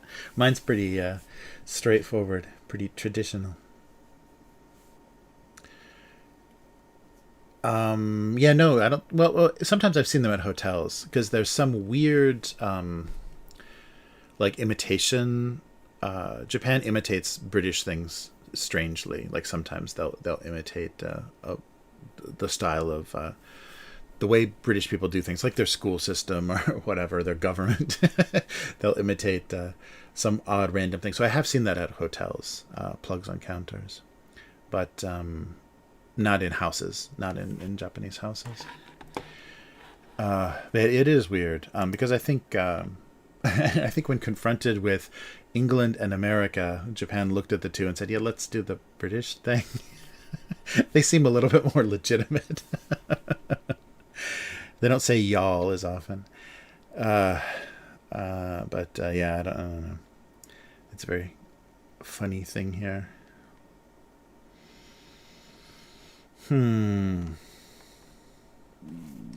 The unnecessary house remodel had brought them closer together. Maybe unnecessary. If I can remember how to spell anything.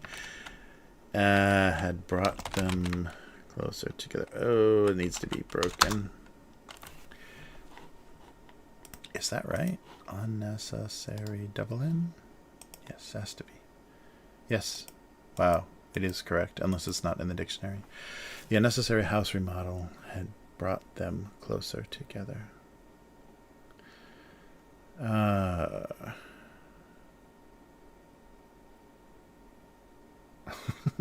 Sure. Even though they would be new, right? Like they would be completely new. If they remodeled something enough where those things actually moved, they wouldn't be the same. They wouldn't have actually moved them, so maybe it's not a good joke. But they were surprised to see they were used to being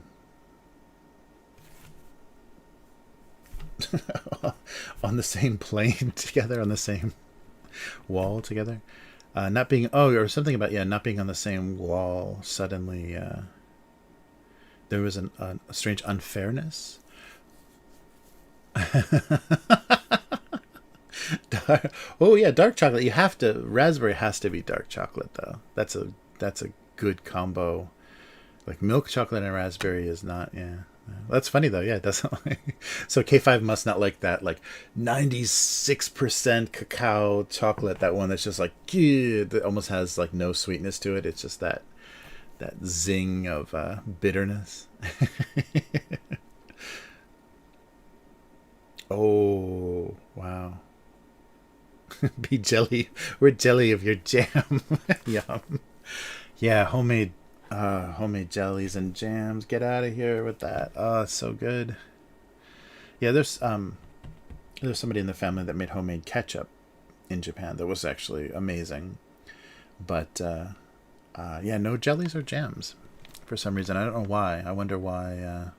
Because there's not root cellars, and there's not cool places, and a lot of, because it's earthquake. The whole country is earthquake country. So people don't do stuff underground because you don't want to be under your house when it starts to collapse, or have all your jelly crushed. You just have like shelves of glassed, pickles and jellies and jams, and just the whole house just crushes everything. But isn't a thing here. But ketchup was. Hey, unknown girl, how's it going? Yeah, it's funny. There's definitely a, and it's interesting. I think because they're trying to pretend it's like healthy or something, but that leaning into a couple of chocolate companies here have done that super high. If I'm saying that right, the cacao level or percent in the chocolate so high that it doesn't even taste like chocolate anymore. It just tastes like eating coffee grounds or something. It's so bitter. But I think there is some like health, rumor or something about that is why it's getting so out of control. But that's a funny, it's a funny thing. But good chocolate, any kind of, well, except for white chocolate. See, I didn't think I had a prejudice, but I do. I do not like white chocolate because that's not really chocolate, is it? It's like all the stuff that's in chocolate except the cacao, that chocolate bean. Yeah, it's very funny. Oh, thank you. Yes. Yes. Yeah, it's one of those, like, so it's really short on the sides. You can see. So it's really short on the sides. So I'm going to have to, it's going to be a bitch to maintain. Like, I'll have to frequently get a cut. But I'm going to have to, do a lot more visiting. But it's a local barber, so that's a lot easier. I was going to one in the city before, so it was much more rare and harder to get an appointment. All right, the unnecessary house remodel had brought them closer together. Yeah, good to see everyone. It has been a while. And sorry, I kind of like missed a random week and stuff. It's been all kinds of nonsense going on. All right. Cool. Okay. Yeah, I think this works. They never figured out how many how many inches in a day or cups in an hour. Let's spell check this just in case I did something stupid. And the unnecessary house remodel had brought them closer together. Yeah, but not literally. It's okay. It's emotionally. Where the light switch was and where the outlet was are now closer together, even though they're not. None of the same hardware exists. Whatever. Whoa, there we go. Close enough. Yeah. Too sweet. Right. Yeah, white chocolate. Although there was the only what I've had recently, and I don't know how. I'm not sure kind of where things exist in this cookie. But we went to Costco and there was like a big variety pack of like chocolate chip cookies. But one of them was white chocolate, but it's not white chocolate. I think the white chips were coconut and the cookie itself was pineapple. So it was a pineapple coconut kind of cookie. And you didn't taste any of that sickening sweet white chocolate. You just tasted coconut and pineapple. That was crazy good. Yeah, I was surprised how good that was. I would never, if you said, here's a pineapple coconut cookie, I would not be very interested, but it was really good.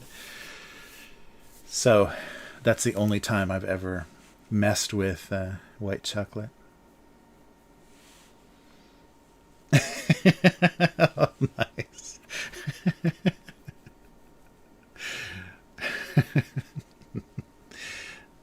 Nice. Yeah, crazy. All right. Yeah, I missed that. The lunchtime negotiation.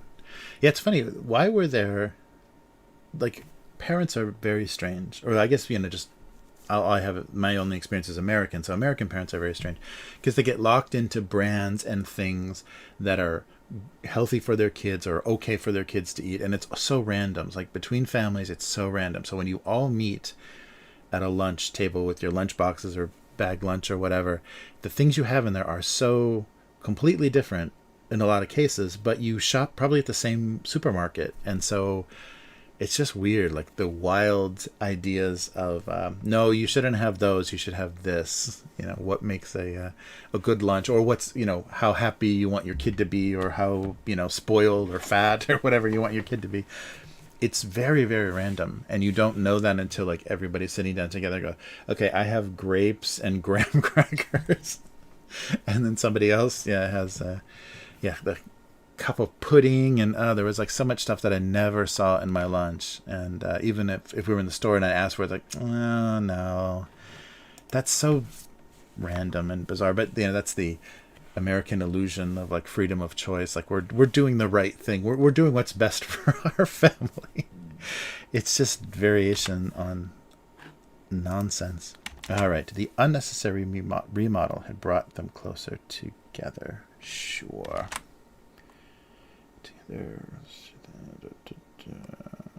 All right. I'll just keep the. Yeah, I could do PNGs as well, but I don't think I should switch midstream. What is going on?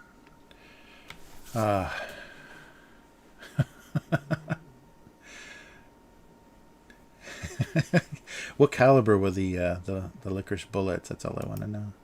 Were they connected to any shootings in the area? All right. So, sorry, I'll just save these out so we can move on with our lives. Yeah, so I've got something kind of fun to show, but very traditional. And so it's an odd thing. I mean, literally, since the Middle Ages, since the European Middle Ages, this was a popular dessert in Japan. That's so fucked up to think about. like how old that is. All right. And one more. They could never figure. Oh, there we go. That's spelled wrong. They could never figure out. They could never figure out how many inches in a day or cups in an hour. They could never figure out. Yeah, so I changed that. I edited that. I took out the could and added a D, and then I left the D. They could never figure out how many inches in a day or cups in an hour. Okay. I think everything else is okay about that. Now that I think that sounds familiar. Did I do a joke? Probably. It's weird. And I think I've always said that at least that feels like I've got the tone, the same tone. Like if it feels like, oh, maybe I've done this before, then at least I'm like in the same territory that other of my cartoons have been in. So, okay, here we go. Candy store, right? What are we doing here? So here's convenience store. I gotta put a little door chime or something on this to get the fun back.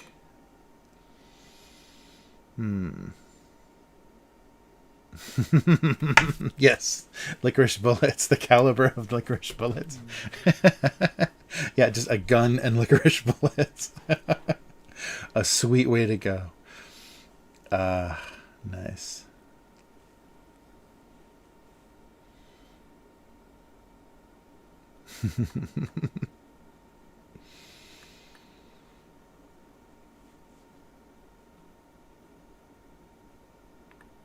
Nice. All right, let me switch over here. Oh, all right. I'm not too transparent. Oh, I'm going in and out of... I can get rid of this now. In and out of focus. Oh, okay. Well, maybe I'll have to end. Yeah, I'll have to stay on this. I can't go back. I guess I can go to the comments. I can go back to the comments, but I just closed Photoshop forever. So, yeah. It's going to be bad. If I go back, I don't know what. I think it's just a black void. Nice.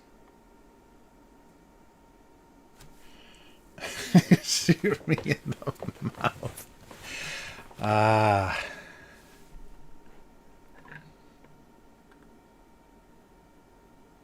Oh, nice, nice. Oh, that's so cool. Yeah, much easier time-wise. I think we're only like an hour apart, right? Much easier. Me reading chat is a very exciting stream. Okay, so this week I wanted to bring... I don't think I've done this before, but this is kind of... I saw these, and this is a very summer thing. And it's very old. So, like, 16th century? So what is that, 1500s? This was... So I guess there was a period, and I'm forgetting the name of the period, but there was a period in Japan where they were kind of... people were bringing back recipes or getting recipes from foreign visitors when Japan was still kind of before they closed, or maybe during the time they were closed, because they had like specific access to like a port of traders. But they were collecting foreign recipes for confectionery. So they were maybe looking for, because, so much in Japan is just mochi and green tea and sweet beans, and there's not a huge variation. So maybe they were looking to, westernize the desserts that they were eating. So this is a crazy long time ago. So the it's not really a sponge cake, but just a cake like this Portuguese style, or they got it from the Portuguese, but I think almost every European country at that time had this style of cake. So it's just a yellow, sweet, light cake, very easy to make, and you usually make it in like pans or even molds. The way that they do it here is like on irons, like in like a waffle iron, or like a so there's these little like hemispheric pans, kind of like takoyaki or whatever, that then they close up. They put batter in them and they close them up, and then they turn them and let them cook like a waffle. And so they'll do that with bigger cakes, and then they'll slice the cake. Anyhow, whatever. So I am talking about castera. So castera is the Japanese pronunciation of, I don't know if you can see the English here, Castilla. So I think, and I don't know if there's a variation in the Portuguese pronunciation. So the spelling, I'm assuming the Portuguese spelling is Castilla. Castilla. And the Japanese hearing, they just say castera. And they go, okay, close enough, whatever. So it became super, super popular. They exist. It's everywhere in Japan, and it's been here for more than 500 years. And it was an import from Europe. And Nagasaki was a big port. When Japan was closed, the only foreign trade port was Nagasaki, and there were a lot of, do I have that right? But anyhow, Nagasaki is a home of a lot of Portuguese, the kind of biggest group of foreigners that were in Japan, and they brought Christianity and foreign foods and a lot of words. So a lot of early adopted words from foreign languages are all Portuguese. So they say pan for bread, for Western style bread in Japan because of Portuguese, and they say castera because of Castilla, and they say there's a bunch of borrowed words that you're like, why do Japanese use this word instead of the English word? Why don't they say bread instead of pan? But because of Portuguese. But anyhow, ooh, these are cute. So these are the little round ones. You can kind of see that they were kind of cooked on one side and cooked. So they were cooked in a little like hemispheric pan, but not two, just like one-sided. So it's a different style. So you can see it's a little cooked in there, and then it's coated in some kind of like milk, like a sweet, milky powder coating. So the I'll do the Japanese because my Portuguese, I'm sure, is terrible. The castera is a yellowy cake, and they make for festivals. The one I'm talking about in the hemispheric pan, they call baby castera.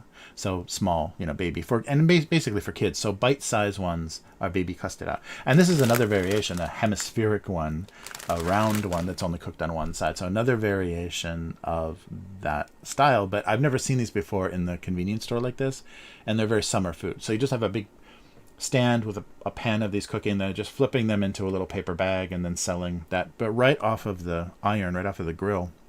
These things are so good. A little bit of oil on the grill so they don't stick, and then they pour this. It looks just like pancake batter. Basically, the cake batter they use is pretty thin, so it looks like pancake batter, but it makes it pretty dense. Like they're not very squishy. It makes a pretty dense little cake. So these little bite-sized cakes are from Portugal, but Japan has had them for centuries, and they're pretty good. This is not as usually the cake is very moist. It's not as moist as usual. And the recipe, I think it's a milk recipe because it says on the package milk. So it's a lighter recipe. You can see it's not so yellow and it's not so brown on the outside. A more standard version of this. The cooked part is very golden brown, and the cake part is very bright yellow. Maybe because of egg, but yeah, it's really good. Yeah, right. It's a tiny Uncrustable. But there's nothing here. I'll bite one and a half. There's nothing inside. Just like a oh, it's keying out. It's just a little cake ball. Ba-ba-bum. But it's not very yellow, so it's a milkier recipe, and maybe that's the standard for this shape. I hadn't seen this shape before. Usually, they're very brown and they're like a little capsule. Because they're an elongated, they're not a sphere, they're kind of a capsule shape, elongated, and so the little hemisphere is a little long, and you have so it's about 2 bites. It's not really 1 bite. So these are a single bite, I think, but they're the baby ones, and always the baby ones have some character or something on it. So Doraemon or Pikachu or whatever in the iron. I'm getting that word wrong. I'm thinking waffle iron. Yeah, but in the kind of mold that the batter is poured into, there's usually characters. And so that's why it's for kids, and then the bag sometimes has characters on it. Traditional ones are just very plain. But always talking. Yum is always talking about Uncrustables. It's good eating. Uncrustables are recommended eating. Oh yeah, yeah, very much like takoyaki. So this is like the would be a cake version of takoyaki, except they don't they don't turn these. It looks like, see, because the top is just, so they just let them bake on one side. I always thought that would be such a cool restaurant to open in the U.S. is like a takoyaki restaurant, because you can do all kinds of different things inside, but the way they're cooked in Japan, they're not cooked all the way through, and they're insanely hot. Like they're cooked very, very hot, and so the center is really, really boiling hot. So you have to be able to figure out how to eat them. So many people would burn their mouths if you did that restaurant in the U.S. You'd be sued into oblivion. But it'd be so cool because you could do little ball versions of, you could do dessert, different types of cakes. You could do different types of, put soups or stews or all kinds of things, inside of the little balls, meats or cheeses or whatever. But you'd have to cook them all the way through, and you'd have to let them sit and cool, or else you'd lose your business immediately. Because if you've ever had takoyaki, if they've ever done that, well, the Japanese festivals and stuff, it's a very simple thing to make. So it's a lot of festivals and stands and stuff can do that easily. If you've ever had it, though, it's very, very hot on the inside because it's not cooked all the way through. It's not cooked solid, so the middle is blazing hot. Oh, no. Hazelnut Uncrustables. What is going on?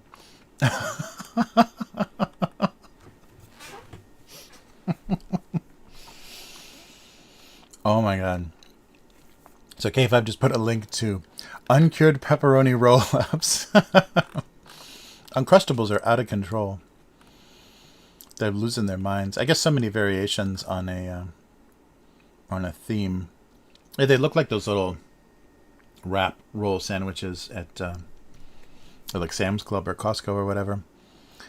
That's weird. Roll sandwiches. They're a fantastic lunchbox solution. Just thaw and eat. Wow. So funny. They're variations on a theme. Yeah, so this is a very classic, these little cake things. So always try these if you ever see these, like if there's a Asian festival or Japanese matsuri style thing, like some culture festival or whatever. Always try these because these are always amazing. They'd be so good with coffee. Every time I think that, every time I have them, I never have coffee, but they'd be so good with coffee. Oh, but I have coffee. Yeah, they're just like little cakes, like little, more, almost like a pound cake, not as heavy as a pound cake. They say sponge cake. Sometimes they translate it as a European sponge cake, but it's not that light. It's more, it's in between a pound cake and a sponge cake. It's the best I can tell you. But the the ones that are cooked at the stands are usually brown all the way around because they're made from two halves, and then the inside is kind of a lighter cake, lighter yellow cake. But yeah, this is so, it's like a weird, it's just one of those weird things that's been part of Japanese culture for so long that they don't really even think of it as a foreign thing. I mean, it's obviously not domestic, but it was brought here so long ago, and it's probably been changed so much by the tastes. The recipes and things have been changed so much by the tastes of Japanese that it's unrecognizable from the European style. Yeah, but this European style yellow cake is super old. This recipe existed for so long.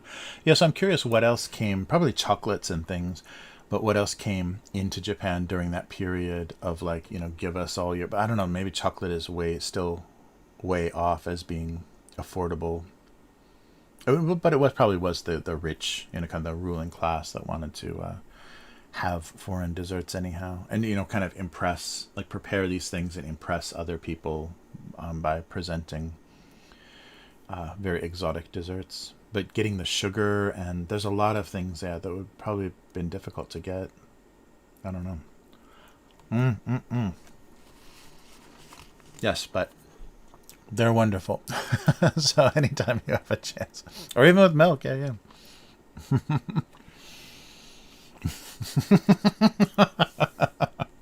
It's meat by the foot. Just a big long roll of uncured pepperoni in a little plastic, yeah. Meat by the foot.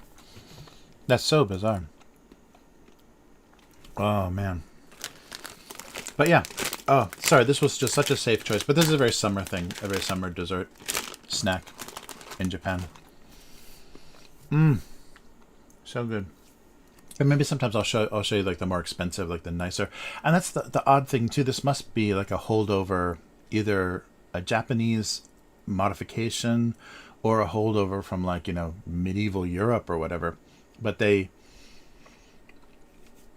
must be Japanese. There's a weird kind of sheet that they're cooked on so that they easily come out of the pan. So instead of like doing something, coating the pan or something, they're cooked on like a little piece of paper, like maybe bamboo, whatever, in Japan. So you always have to peel off this little sheet off the bottom of the cake, because if you take a piece of the cake and just bite into it, there's always a piece of paper on the bottom. And I think that's just a way that they can cook them. They easily come out of the pan and they don't have to deal with just probably the way that they're cooked here. And so maybe that was a Japanese modification. I don't know if they learned that from the Portuguese. But the baby castella is definitely Japanese style, and they love little, you know, bite-sized food, little cute bite-sized food. So the baby version is definitely, and that's what this is. This is a modification of the baby version just a little longer and cooked on both sides. But yeah, those are really good. Very nice. This recipe is more similar to the melon pan. So I don't know if I've ever brought one of those. I should bring one of those too. That's a very classic. That's obviously another import, but it's a very classic style of Japanese snack. But it's huge. It's, you know, they're I mean, I guess they can make mini ones, but the standard size is huge, like a big round. It almost looks like a half of a melon. That is always a lot to eat as far as a snack. I've seen people like make that, you know, people that barely eat anything make that like 2 meals in their day. Like they eat half of one for breakfast, half of one for lunch. They're that big. Try all the snacks.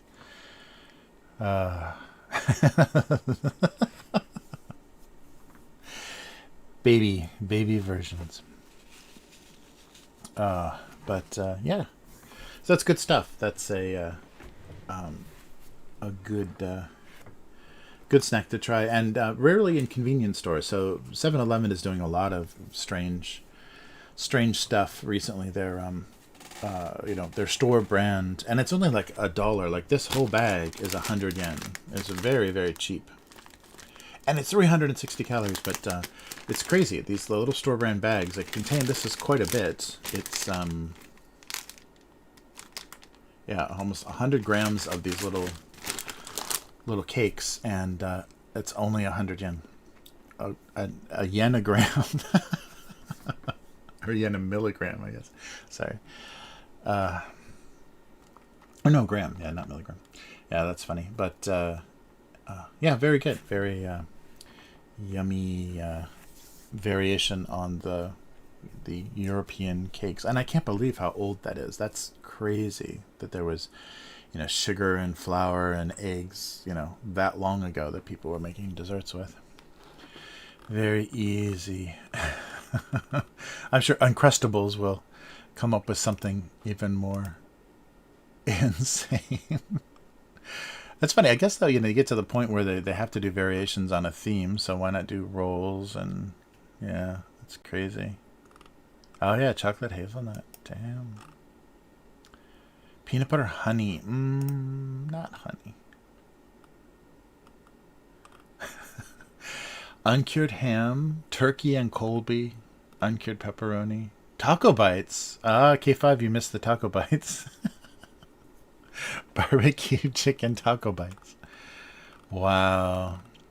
Yeah, so they're like, I guess, trying to expand. That's funny though. The sandwich company that does I think I showed you the Uncrustable style sandwich. It's a square here, but the crusts are cut off and it's sealed like an Uncrustable, except it's square. they do a crazy variety of stuff. You know, they do peanut butter and jam, and they do like jam and cream and egg salad and some kind of katsu, like pork cutlet, and they do all kinds of. And these are not refrigerated, so I don't know how they do that, but yeah, the one company that does that, it's a constant changing menu of these. There's a few like standards that you can always find, but there's a huge variety of those. I have to double check the company that makes those and give you the list of those sometimes, because it's disturbing. Like the things you're like, is this safe to eat? This is just sealed in a sandwich and it's sitting out on a shelf, not in the refrigerated section. But supposedly, because Uncrustables are in the fridge, right? They're in the cold section, and they're frozen sometimes, right? Are they always frozen? Yeah, they're frozen. No. What does it say? Sorry, I don't remember. I'm sorry. I'm showing my my lack of yeah, microwaves in 60 seconds. Yeah, so must be frozen. Yeah, these are not refrigerated sandwiches at all. So that must mean like some of the meat and stuff is not, you know, I don't know. They did something to it so it doesn't kill you. Wow. That's crazy.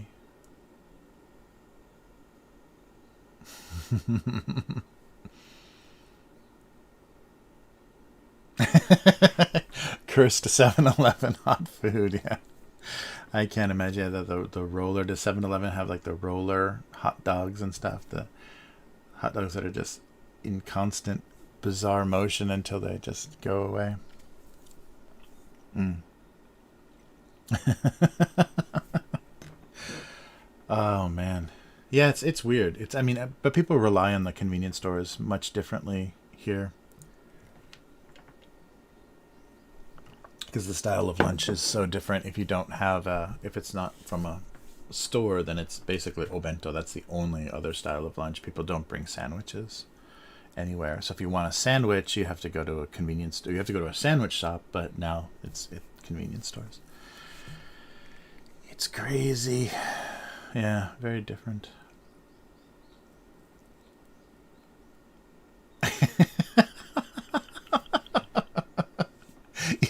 Like wieners as much as the next guy? Are you assuming all guys like wieners? Yes. Yeah, yeah. If the customer base changed and they got more business, they would definitely, because they're just they're just worried about yeah, basically like, I don't know who is the. I mean, it's just lottery tickets, cigarettes, and most convenience stores sell alcohol too, right? So yeah, that's all they're worried about selling. So anything else is just like, yeah, extra to legitimize them. Chris, that's right. Didn't you see the keyword Christian channel? Family education Christian channel. We don't want to hear about about dry wieners, dry convenience store wieners that you will or will not, and what you will or will not do with them. I can never join that Christian network now that's been asking me to draw Christian themed cartoons. Oh my god, that got censored. That's so funny. Oh, that's so funny. Christians especially love wieners got censored. That's too funny. Oh my god. Is that a Christian thing? That's right, you have to have kosher. If you're not Christian, Jewish people have to have kosher hot dogs, and oh, there's all kinds of, yeah, right, no pork. There's all kinds of variations on wieners. Become very complicated the more your faith plays plays into it. The hold for Jesus did ban you. You can't say that about his people. That's too funny. Yeah, so random. Yeah, and it maybe has combinations of words too. That's funny. And yeah, I wonder too if they're starting to build into the libraries of and whatever the files are that are checking against the what you type. If they're starting to build in, like if you replace the letters with asterisks or numbers or whatever, I wonder if those are in there too.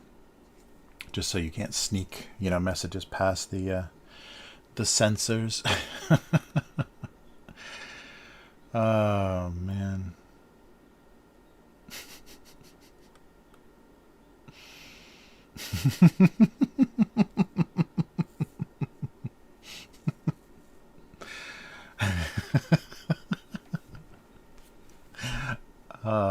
Too funny.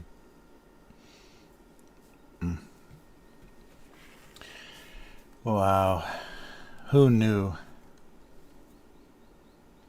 that those 7-Eleven? Yeah, it's a totally different company too, I think, in Japan. That's why the 7-Elevens are so different, and that's why they have their brand stuff is so crazy. I don't think 7-Eleven in America would actually push that hard to like try new stuff. And the coffee and everything is amazing in convenience stores here. It's really it's funny because they that was the thing. So once Starbucks took hold here, then McDonald's, I think just like in America, McDonald's took that shift towards the McCafe, where they try to do better coffee, because McDonald's coffee is just always like the old school McDonald's coffee is so bad. Even coffee drinkers is that very thin American, very low grade coffee in that horrible cup that scalds you. They try to compete, by being so cheap but being a little bit better, so that they could take away business from Starbucks. And then the convenience stores here saw that, and now all the convenience stores have like premium coffee and lattes and stuff that easily compete with, they're better than the stuff McDonald's does, and they're cheaper, even cheaper still. So yeah, it's a very crazy war for the coffee dollar. I didn't even think there was that many coffee drinkers in Japan. It's funny. You can say Christian, but you can't say wiener. Yeah, very strange. Because and it's funny because I think the closer they are in the sentence, the closer those two words are in the sentence, maybe the more sensitive. Oh, you did it again. Yeah. The closer they are in the sentence is triggers it. You can't say Christian wieners. That's funny.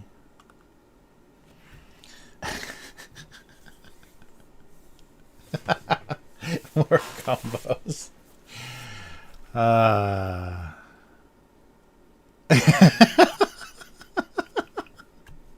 K5 with the band, or the not the band hammer, the timeout hammer, the timeout wrench. It's so funny.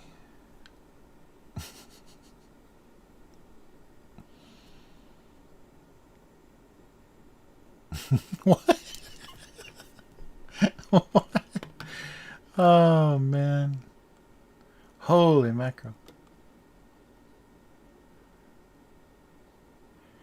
Yum. What happened? Oh, that's so funny. Oh wow.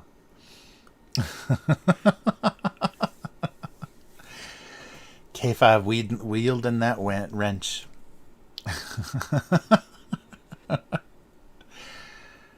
Wow. Yeah, that's weird too. I wonder if automatically, if you get enough messages censored, that they just kind of mute you, invisibly mute you on the channel. Of course, they probably do. It's funny because people were even saying that in their Facebook group chats that if the discussion goes a certain way, that the group can actually be terminated or banned by Facebook. Facebook will just be monitoring everything that's said in those private chat groups, and it will disband your group. First, it'll threaten you about what you're talking about. It'll threaten to block the group or ban the group, and then it will actually do it. Somebody was talking about they were in a political debate group where people didn't know each other, but they had just political discussions and debated topics, and depending on which way discussions went or what topics they discussed, and they would get actually threatened by Facebook. It's so bizarre. What a world, what a world. Uh-oh, is Yum there?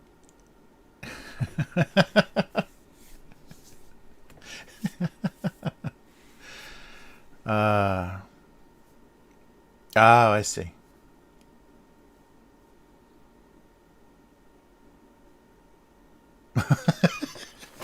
One word per comment. That's great. Wow. Muted mods. Oh, that's so funny. One word. You can't put two words together. They don't trust what two words you're going to put together. So one word at a time. That's crazy. Uh-oh. Where's Yum? We're not going to get any more wiener jokes if Yum isn't here.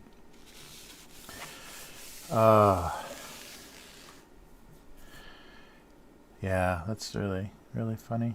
And it's funny how, I guess there's, kind of standard thinking, but I'm sure every system like, Discord or, Facebook or YouTube, everybody has different mechanisms and different ways that the mods work and the way mods can control stuff. So it's very crazy.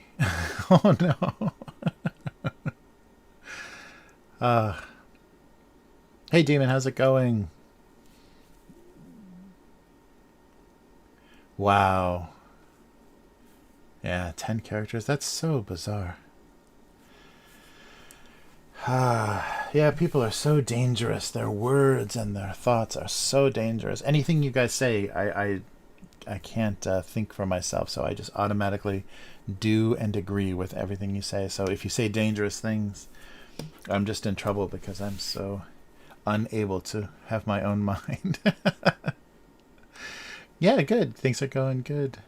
Yeah, good to see you on.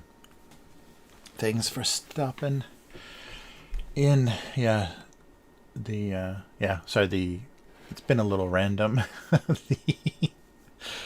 The timing for things I missed. Week before last I missed, and then there may be another week coming up that I am off. Oh, let's see. Oh, I might have to wrap up things in just a little bit. Looks like I'm needed. My chauffeur services are needed. Okay. Okay, yeah, I'll wrap things up. Sorry, I gotta get behind the wheel. See, this stream would be so much nicer if my wife had a driver's license. That would fix things. So sorry, Demon. Sorry to say hello and goodbye. What's going on? Now unknown girl has a message retracted. What's going on? K5 is gone power mad. Yeah, so I hope to see everybody again. We'll do this again next week. Yeah, thanks for hanging in there with me. And yeah, so I'll try to be on a little bit earlier so it's not so punishing and people don't get so tired. Yes. Yeah, catch you next stream. Thanks, unknown girl. I appreciate you showing up, and thanks so much for supporting the Nmity Stories. I have one more that I'm working on before I make the book, but I got to get that done. So sorry I haven't been able to post anything more in that. So I've got the first 11 stories, and then the one that an actual person read, that Lee actually read for me. So I want to get more of that done. I love those. Yeah, love doing those stories so much. But yeah, it's just been hard to keep up with a weekly schedule for that. And I knew it would. I knew once I got like that first group out, it would be hard. But I'm still doing it. I still got ideas. I'm still working on the big finale story for that first collection. So it will come. There she is, back from the dead. She has risen. Oh no. Very Christ-like of Yum to be killed and rise again. So I guess that what makes what K5 is Pontius Pilate. All right. That is actually Yum's kink. You just found Yum's kink. She loves getting timed out and banned. Oh no. Yeah, I'm sure that has to be a kink now, that people love to troll until they get kicked out. Well, everybody take care. Yes, you are. You are the Abuse Cartoons Jesus. You have risen. Oh, nice. All right. So everyone take care. If you're watching this for the first time, abusecartoons.com is the website, and on Twitter, abusecartoons. You can find the archive at gocomics.com/domestic abuse, and that's almost 20 years of this cartoon. And that's what we look at the comments in, so it's easy to navigate, and you get access to just about everything. They may hit you up. There may be a couple of pop-ups for joining their premium, but otherwise I think you can look through the whole archive.